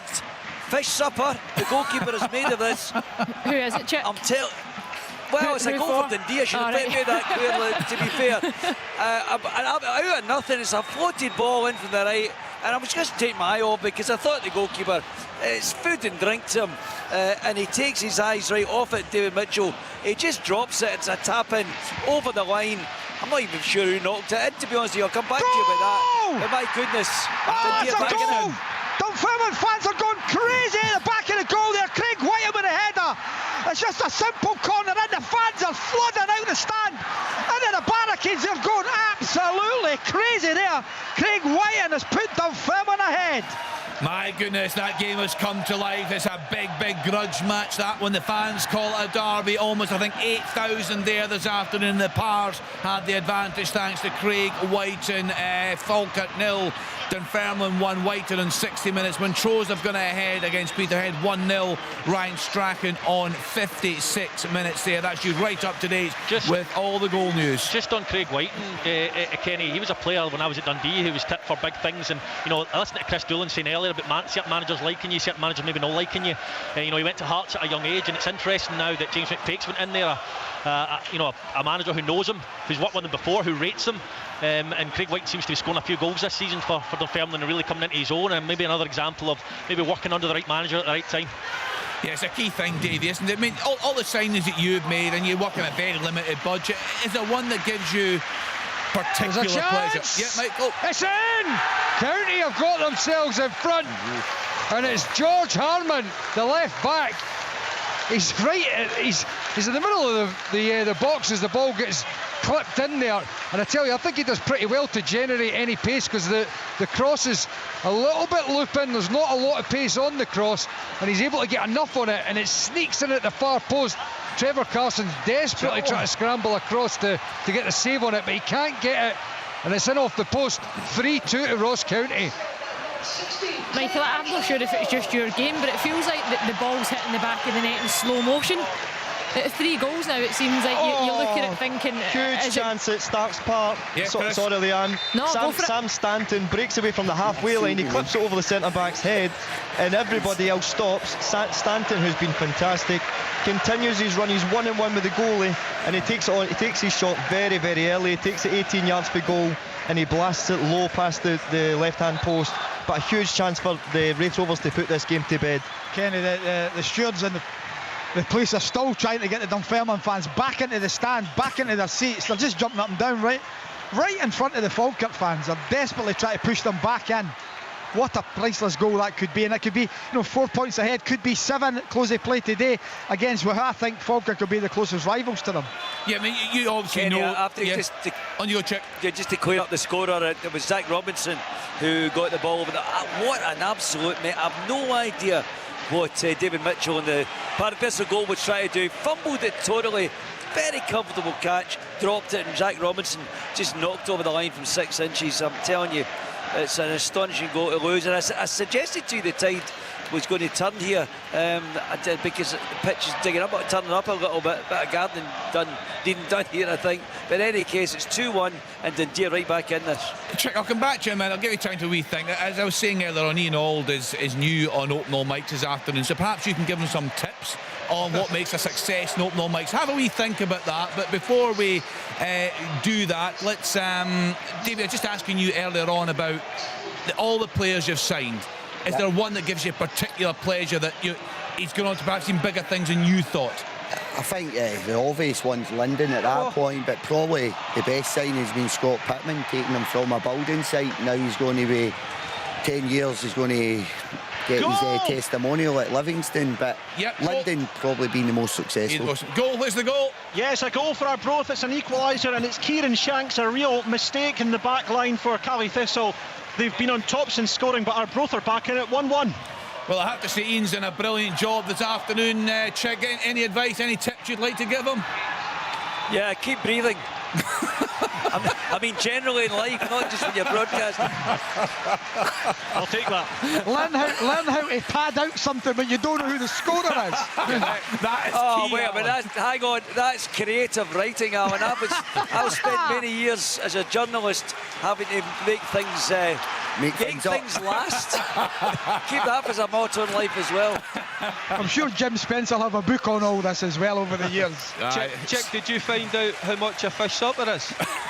Honestly, £8, I would say. It'd be ridiculous these days. No, I told you £9.25. Well, that's you got to Bologna to watch your boys. Too expensive over there. That's you under pressure when the chips are down. I remember when Connor Salmon came into the Scottish football every week. Chick was at it. Oh, God. A gift. It was dreadful. Chance. Oh, Matt O'Reilly at the back stick. Jota does unbelievably well. It's a shank clearance from Craig Sibbald. Goes way up in the air. And Jota turns Kieran Freeman with quite a magnificent touch. Lifts it to the back post. And Matt O'Reilly doesn't quite connect with it, and Birighitti saves. Giacomakis had a flick which was saved as well, and Turnbull has also flashed one just past the post. Celtic really turning the screw here. What do you say to your fullback up against Jota? I mean, when he's on his game, he's almost unstoppable, isn't he? Get your winger back inside with you. I think Jota, honestly, I think he's fantastic. Yes, isn't he? That was some touch, wasn't it? Did you see the touch, Davey? No. Excellent, Rory. Really good. Yeah. What you say to him is mind and get to your bed early on Friday night. It's going to be a heavy day for you tomorrow. They're all in seeing the physio the day before the game, saying their hamstrings are tight. I must say, at the other end, Stephen Fletcher's actually given Jens and Carter Vickers a relatively tough time in the air. It's just been really, really difficult for players to get up and support him. McGrath's meant to be up there, and he's been there at times, but he's just outnumbered. You know, Sibbald and Harks either side in the midfield, they've just not been able to make up the ground to get on the end of the flick-ons. Great chance for Morton there. Substitute Kabai just coming on, driving towards that 18-yard box. You thought, why not let a shot go from just about 20 yards? And tell you what, I don't think the keeper was getting that. It just struck the outside of the post. Yeah, great strike. He just cuts across it, so it's always moving away from the keeper. He's got great technique when he strikes the ball. He's obviously on loan from us. Yeah. Derek, see, I covered the Morton game, and Efe Ambrose made his debut against Inverness, and he was absolutely brilliant. And I just looked at that fixture of the day, and I thought that would be a good match-up. Ambrose up against Dipo Akinyemi. How's that one went? Well, the last time Rory was here, he ran riot. Akinyemi, he was everywhere, scoring goals, got a couple of goals that day. And to be honest, he's looked a threat in the first half. This second half, Ambrose is, I wouldn't say he's got him in his pocket, but he's not threatened whatsoever. So you could say, and something, strangely you brought that up, you know, and you're looking at somebody like Akinyemi, you know, to produce something, but maybe that's down to Ambrose. He's kept him quiet. Davey, you had Efe Ambrose at Livy. What was he like? Fantastic human being, honestly, fantastic. But it's interesting seeing him because he was training with Hamilton at the start of the year. Now he's ended up with Dougie at Morton because Dougie was in the wee when we had Efe in with us last year as well. Give you a few frights at the back. I mean, honestly, some of the chances. He doesn't even know what a channel is. You shout channel to him and he cries. There was a bit of that last Friday night. He lost one down the left-hand side. He did. I remember actually doing a game. Was at Celtic Park? Did he miss an absolute sitter? I think I remember. Oh, the header. Aye, that's right, wasn't it? Aye. Maybe you've been quite critical. One thing about Efe Ambrose, he's deceivingly quick. You know, over the years when he was, especially when he was at Celtic, he maybe didn't look as fast as he was, but when you play against him, I wasn't notoriously fast, but he genuinely covers the ground really, really fast. And in the Championship, he doesn't have to have that pace that he had those number of years ago. He'll continue to cover the ground well in the Championship. No, he should do a decent job for Dougie, to be fair. Stirling Albion are down to 10 men. Robert Thompson sent off. So the latest score lines across Scotland this afternoon: Celtic 2, Dundee United 1, Ross County 3, St Mirren 2. County coming from behind. Yes, something. Goal chance. No, it'll be the crowd here at Dingwall. Right. Mark O'Hara just right in front of the dugouts. He missed a tackle with Danda. Danda knocked it down the line past him, and the St Mirren captain was pulling his jersey, and he's got a yellow card for it. So nothing more exciting than a yellow card. No. Yeah, what about Danda? Is he a decent player, Michael? Are you impressed with him? Technically, he's a good player. Yeah. There's no doubt. You saw that straight away, even from the first game of the season when he made a appearance at Tynecastle. You could see that technically he's a good player, as are quite a few of the guys that Malcolm Mackay's brought in. They've just not had the same impact as the players they had last year. Yeah. But this is the sort of result that can give them the boost. You know, if they manage to hang on to this, they'll go level with Kilmarnock on points, obviously just behind them on goal difference. And you know, they can start to see progress up above, you know, not a million miles away from a number of teams above them. In the Championship, Ayr United 1, Morton 1, Inverness Cally Thistle 1, Arbroath 1, Partick Thistle 2, Dundee 1, Raith Rovers 2, Hamilton Accies 1, and in League 1, Clyde 0, Airdrie 0, Falkirk 0, Dunfermline 1, FC Edinburgh 0, Queen of the South 2, Kelty Hearts 1, Alloa 1, Montrose 1, Peterhead 0, and in the English Premier League, Leeds 2, Bournemouth 3, 10-man Man City 1, Fulham 1, Forest 1, Brentford 1, Wolves also down to 10 men. They are drawing 2 apiece at home to Brighton, and the 5:30 kickoff is Everton against Leicester City. So in terms, Davey, of this game, Liam Fox. Oh, it's an equaliser! Incredible, another incredible scramble as well. They're claiming it's not over the line. The referee, no VAR here, of course. There's a real scramble inside the box. Stop padding out, check who scored. Well, at the moment, I don't think Andy scored because I think they're giving a free kick as a debate. Keep breathing, check. Players. In fact, thankfully, we all know where you Let me know when it's 6 o'clock. No, I don't think. Yeah, the goal has been given after a long debate. A linesman down there, one of the linesmen, incidentally, is Douglas Ross down there. Oh, goodness. He's in the far side, so he's not involved in the controversy. The goal has been given. Who scored that in the end? It may well be Cammy Kerr. Honestly, hedge your bets. Give us another name. Hedge your bets so you could give yourself a better chance. Is that some bowler rumbling it's there? It's either Kerr, French, Sweeney, McGee, Ashcroft, McCowan, McMullen. 2 of them are on the bench, Chuck. Dundee have given it to Sweeney. But it's 2 each, and that's the main thing. Sweeney, I think, is confirmed as the goal scorer. Oh, there's a red card now. Are you in the game? For the Thistle players. It's on Twitter. And I tell you, who's the red card to? Aaron Muirhead's got a red card after he was debating the whole scenario, wouldn't let it go with the referee, and he is taking a long walk, and it is a long walk uphill towards the tunnel at the far end of the park. Thistle down to 10 men, and they've actually forsaken a 2-goal lead. And I thought Dundee would get themselves back into this, and Thistle looked very rattled. 2 each. Ian McCall will be livid in a dreadful run of form. I think that's got to be a post-match interview. Check. He's always good value, Ian McCall. 2 apiece there at Firhill. Leeds United have drawn level at home to Bournemouth. Liam Cooper, the Scotland international, with a goal there. It is now 3 apiece at Elland Road. So let's get back into the Championship. We've got the update there from Chick. Let's get back to yourself, Derek, at Somerset Park. What's happening? It's been generally quite quiet, to be honest with you, Kenny, in the second half, apart from Cabaye hitting the post there. I think Morton, to be honest with you, have been slightly the better side. There's been a couple of moments with Mullen, good balls into the box, and but nothing clear-cutting. It was interesting what Rory just brought up there, looking at Ambrose. He's kept Akinyemi really quiet, so you're just hoping we're getting into the last 20 minutes, and you think they are making changes, subs coming on just now, so I think both sides got to make some changes and try and go and win this game. But at the minute it remains Ayr United 1, Morton 1. Stenhousemuir have equalised, East Fife have equalised away to Stenhousemuir. Alan Troughton with the goal on 73 minutes in the penalty spot. Just prior to that, Stenny's Daniel Higgins was sent off, so 1 apiece in that game there. Let's then get back to Ian Auld. Inverness Cally Thistle against Arbroath, Ian. Yeah, night and day from the first half, Kenny. The second half much better. Both sides really going for it now, flowing end to end very nicely. Plenty of action in both goals, but still 1 apiece, and both sides chasing a winner now. Right, where are we next? Starts Park, Raith Rovers against Hamilton Accies. Chris Doolan. Yeah, still Raith Rovers 2, Hamilton 1 here, Kenny. It's starting to open up. It's slightly becoming a bit of a game of basketball. Raith were really in control of the majority of the second half. As soon as they get the penalty kick, they've had other half chances, some good shots from distance, and they've really kind of pegged Hamilton back.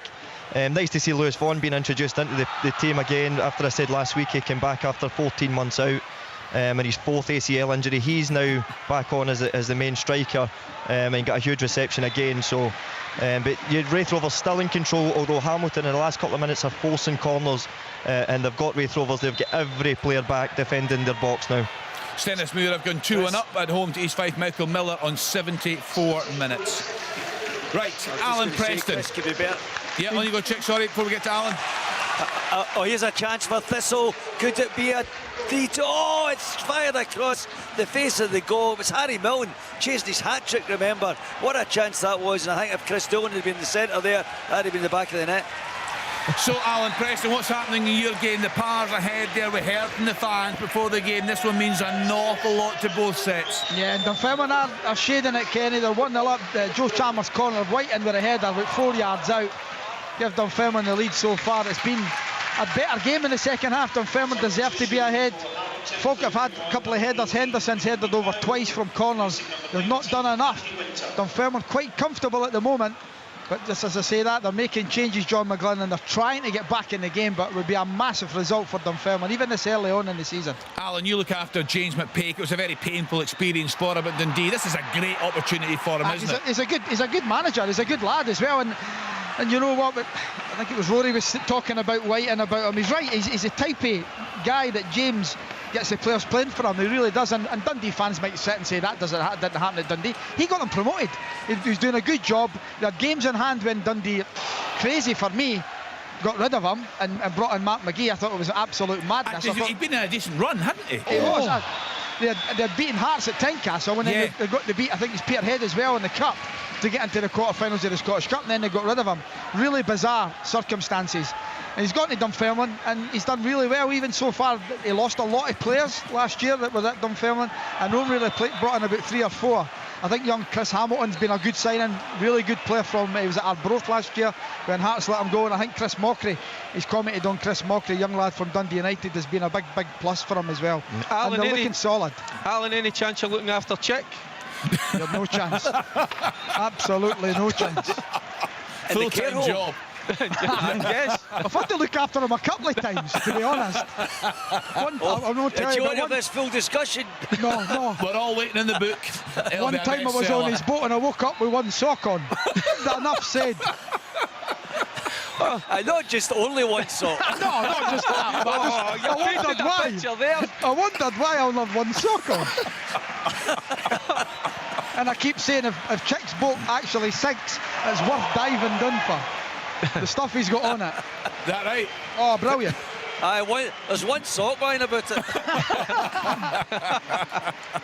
Right, Rory, what's happening? Any sign of Dundee United getting back into this one at Celtic Park? Not really, to be honest, Kenny. They've threatened a couple of times from free kicks in terms of putting the ball into the box with not a lot of quality. Stephen Fletcher's now off. Glenn Middleton's come on, so maybe they're looking to hit the grass in behind as opposed to hit a big target man. Celtic have made a couple of substitutions as well. Giacomakis and Haksabanovic. I'm surprised they took Haksabanovic off actually on 2 goals. And Kyogo has come on. And so has Abada. Those wide positions. Sorry, I don't know if there was technical issues there, but my headset just went very loud. I don't know if, in terms of those wide positions, trying to fit 5 players into 2 positions, you've got Forrest, you've got Maeda, you've got Abada, you've got Jota, you've got Haksabanovic. I mean, it's very rare that you get 5 players who are all on form, all very, very good players. Look at James Forrest, he scored 4 goals in 2 starts. Can he get in the team at the moment? It's quite incredible the amount of players they have in those positions that are so good. In terms of the action on the pitch at the moment, there's not a lot happening. But whilst it's 2-1, Ange Postecoglou will be desperate for that 3rd goal. See, speaking, Davey, of delivery from wide areas, go back to that game at Ibrox, was it something like 73 crosses? Was that something you were prepared for? You knew your central defenders could handle that? Goal, Red Rovers! Right. A ball slid down the side. It's a free kick just inside Hamilton's half. It slipped down the side. It's great movement from Lewis Vaughan, very, very smart. He drives it across the box, and from about 2-3 yards out, I can't actually see who put it in the back of the net. I'll come back to you.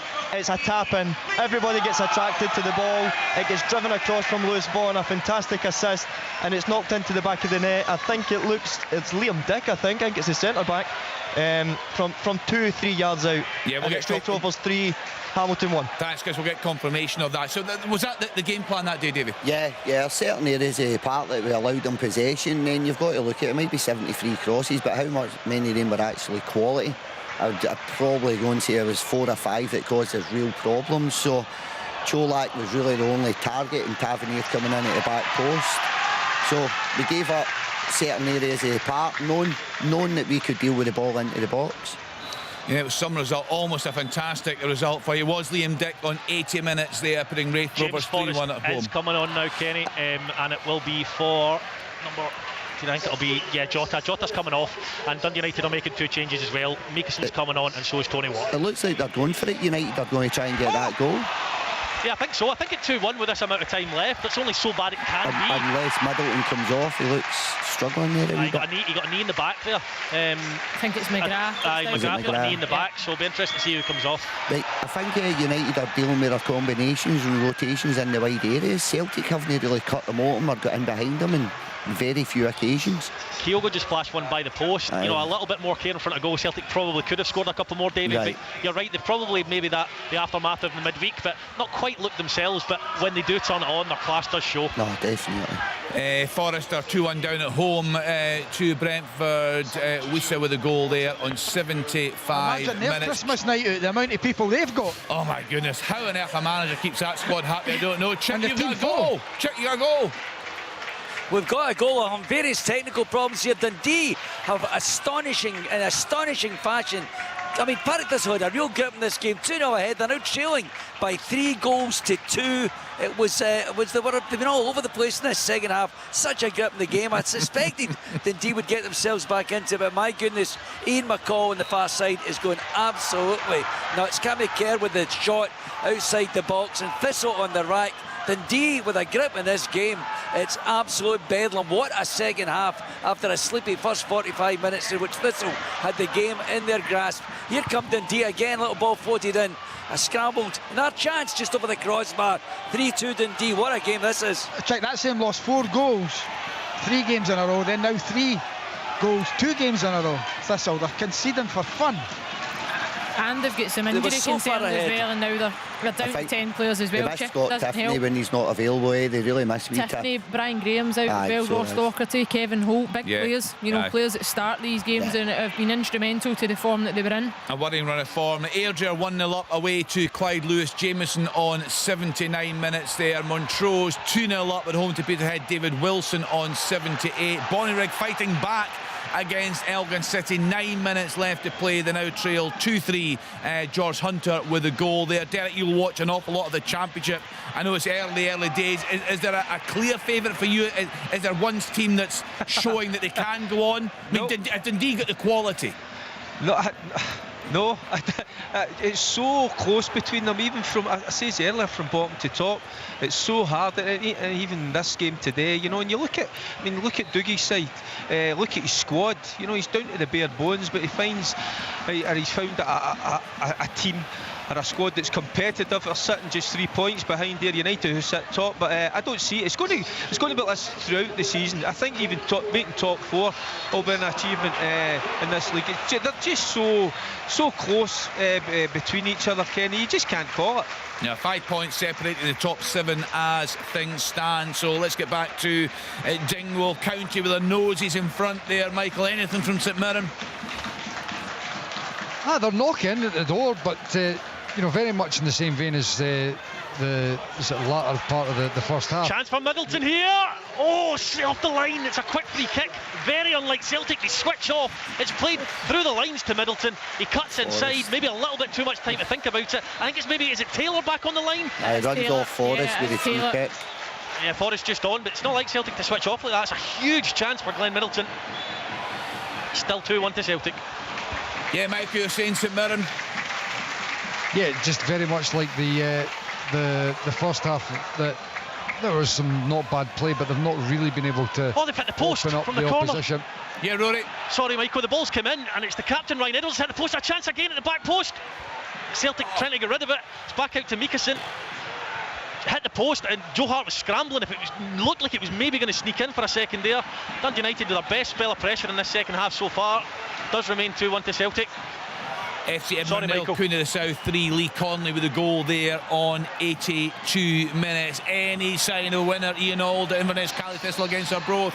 Not yet, but Dick Campbell has thrown on 2 subs. He looks like the likelihood of the 2 managers to have a go for it. Billy Dodds really has got a shortage of options. He's thrown on Stephen Boyd. Here come Arbroath now with Bobby Lynn trying to wriggle his way through. Chance on goal here, and Cali Thistle get it clear. Yeah, Arbroath piling the pressure on.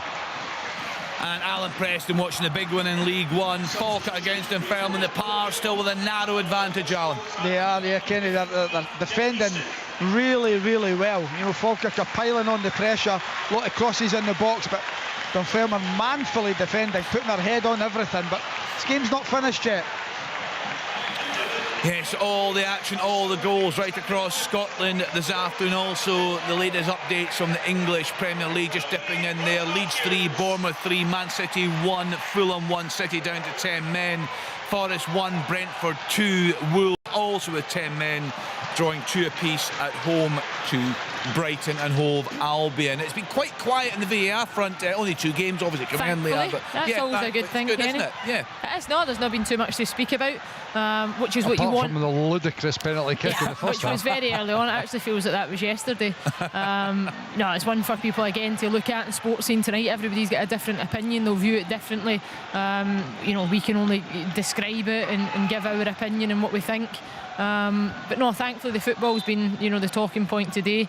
The Championship, I think, is giving you brilliant headlines as well. Chops and changes every week, every game is different. Just when you think teams have got it under control, like a Partick Thistle today, Dundee peg them back and then go and take the lead. So thankfully it's all about the football today. Kenny, it's worthwhile just hammering home this point, because this is the actual. You heard Ange Postecoglou talking about where he felt as if the law doesn't actually make sense, or words to that effect now. And for me, and I've said this on a number of occasions, the law now is actually not bad. It's too wordy and it's been butchered, and I don't think people understand it properly. But for a handball, it's obviously if they deliberately handball it, or if it touches the hand or arm when the body's been made unnaturally bigger. A player's considered to have made their body unnaturally bigger when the position of the hand or arm is not a consequence or justifiable by the player's body movement for that specific situation. So, in theory, but not in theory, like just to shorten it all down, is if your hand is in a position because of the way the body's moved, then it's not a penalty kick. That is exactly what happened at Celtic. Bernabei's jumped up, his arms out because he's jumping. It's not a penalty kick. It's plain and simple. That is the law. It's not a penalty. What do you want to see, Michael? What would you like to see for the handball? I want people to understand that your arms move when your body moves. And this is what VAR's for. See if you actually just kept... And by the way, here's the thing. See all those words. What that effectively means is, if you have made your body unnaturally bigger, that means it's a conscious thing. So it's deliberate. So it effectively means, is it a deliberate handball or not? If you have VAR, you have an opportunity to look at a handball and say, did they mean it or not? So you could have actually just kept handball the way it was. But now you have a second opportunity to slow it down, look at different angles and determine whether somebody deliberately did it or not. Is that, Michael, is it a case of referees knowing the rules but not knowing the game? Well, because it's impossible to run without moving your arms. Aye, unless you're a dead fish. I think the petrified. You didn't sign Kevin Thompson, did you? Stephen Thompson. Oh, Kevin. Oh. Sorry, Kevin. Sorry, Kevin. Yeah, I mean, the handball rule every single week it comes up on this programme, and it will do throughout the season, no doubt. That Stirling Albion have equalised late on against Albion Rovers. Dale Carrick on 86 minutes. That's him scored 7 weeks in the trot. Fantastic, and they're going really well, aren't they, Stirling Albion? Really well. Great run of form.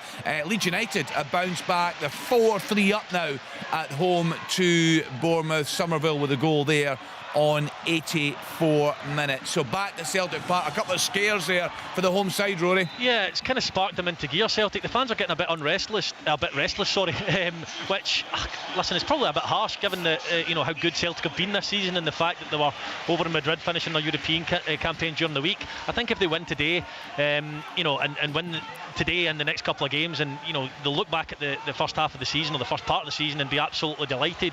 I just think they're a little bit nervous going into this because Dundee United, since Glenn Middleton has come on, have created a couple of chances. So Celtic much better since that, to be fair, and have created a few chances for themselves. As that's it's off the crossbar for Celtic, and it's James Forrest stooping down from a Greg Taylor cutback.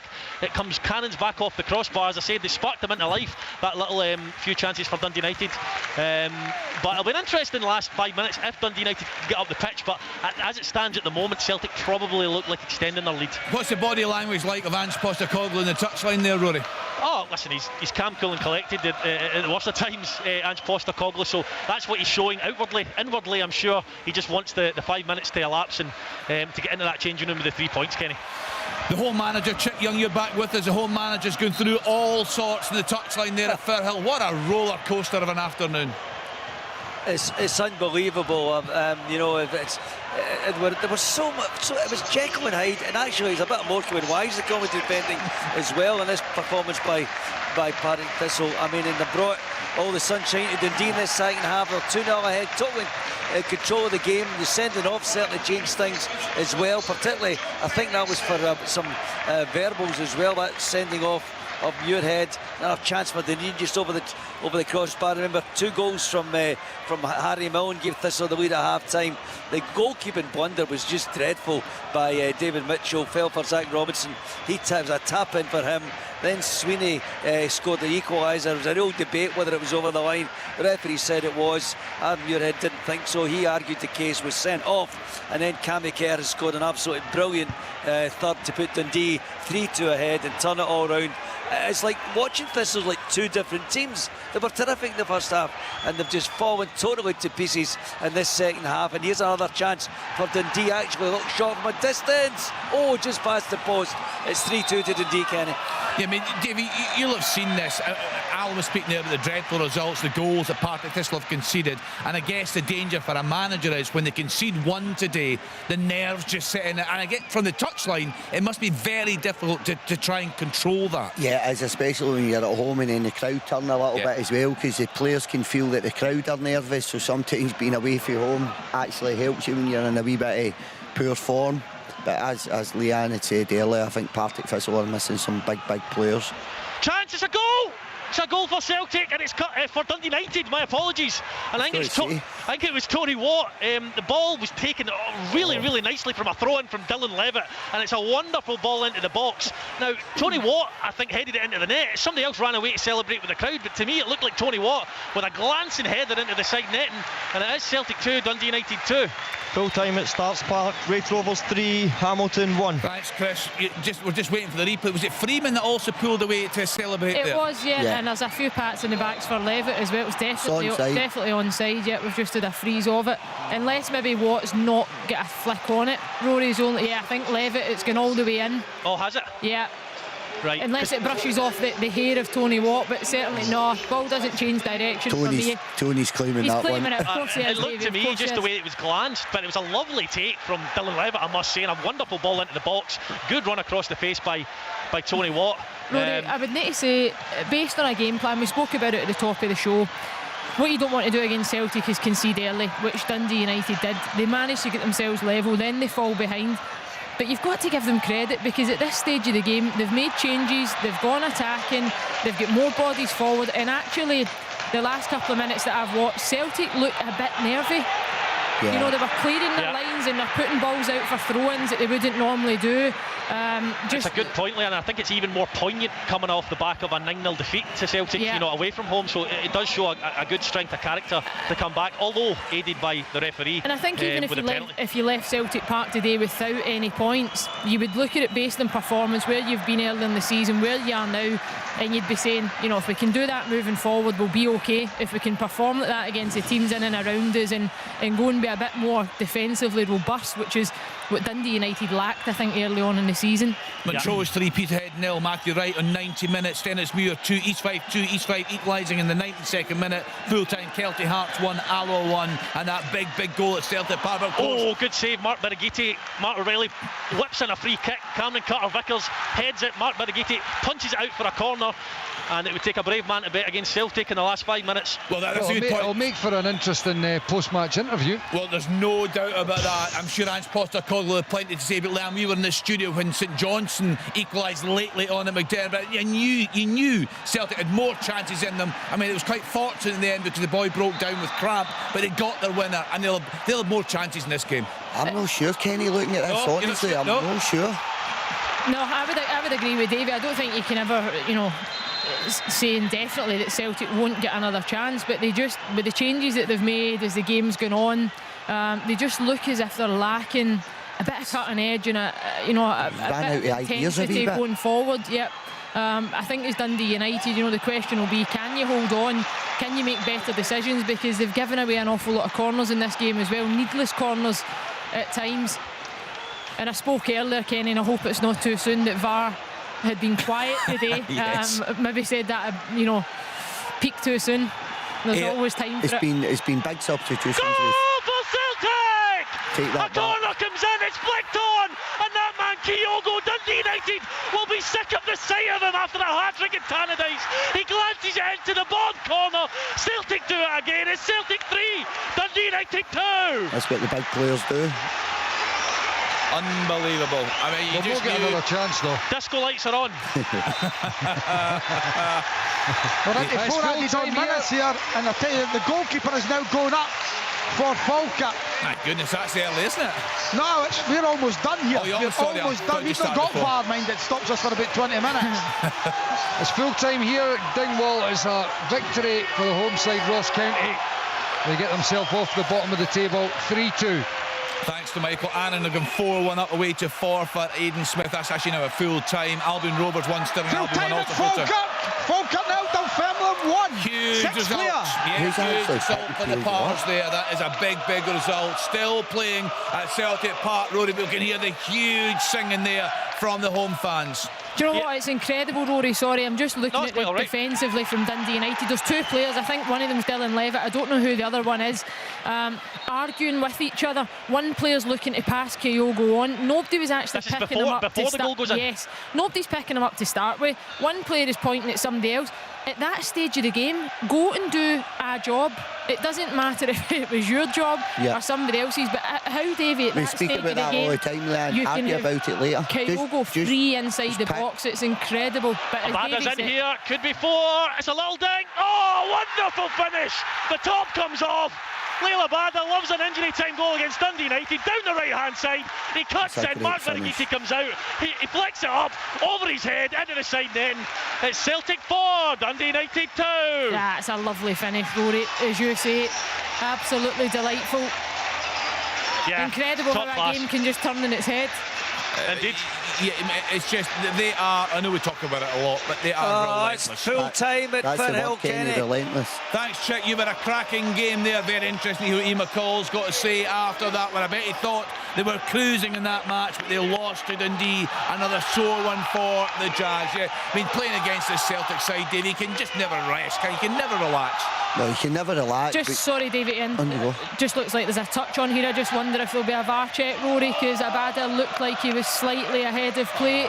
That would be well, a shame not. It's whether Maida touches it or not. If Maida touches it there, he's gone a fraction early, and that's probably what will be looked at. No, he actually misses it. Yeah, he does. I think it is going to be, he's onside if that's the case. Yeah, Ange Postecoglou's having a word with the 4th official. Like I said, you don't often see Ange Postecoglou doing these things, but that post-match interview has probably changed again. I think the 3rd goal deflates United anyway, doesn't it? It's difficult then. You'd almost rather not have equalised and go out 2-1 and take all the positives. Leanne says it'll be very difficult to take any positives now because of the way it's happened. But Ange Postecoglou's pulling his hair out here, given the fact there's an offside goal check. It's a lovely finish from Abada. It'll be a shame if it's ruled out, I must say. Full-time scoreline, Bonnie Rose 2, Elgin City 3. Erling Haaland has scored a 95th minute penalty to put Manchester City 2-1 up at home to Fulham City, down to 10 men for much of the game there, that one. So in that game, so lots of late goals coming in.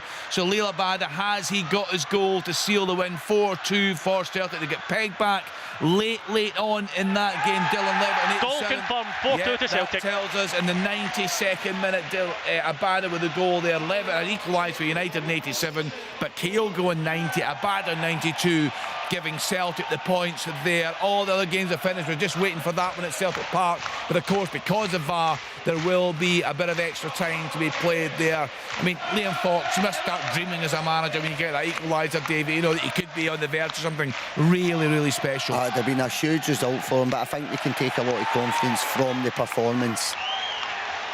100%. I think they set it up well, and I thought they stifled Celtic for large portions of the game.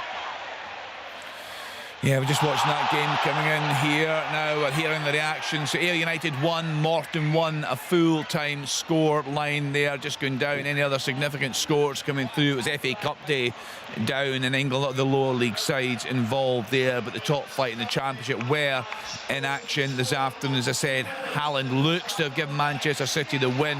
A 95th minute penalty at home to Fulham. Full-time scores, Stenhousemuir 2, East Fife 2 there. Full time at Celtic Park. Celtic 4, Dundee United 2.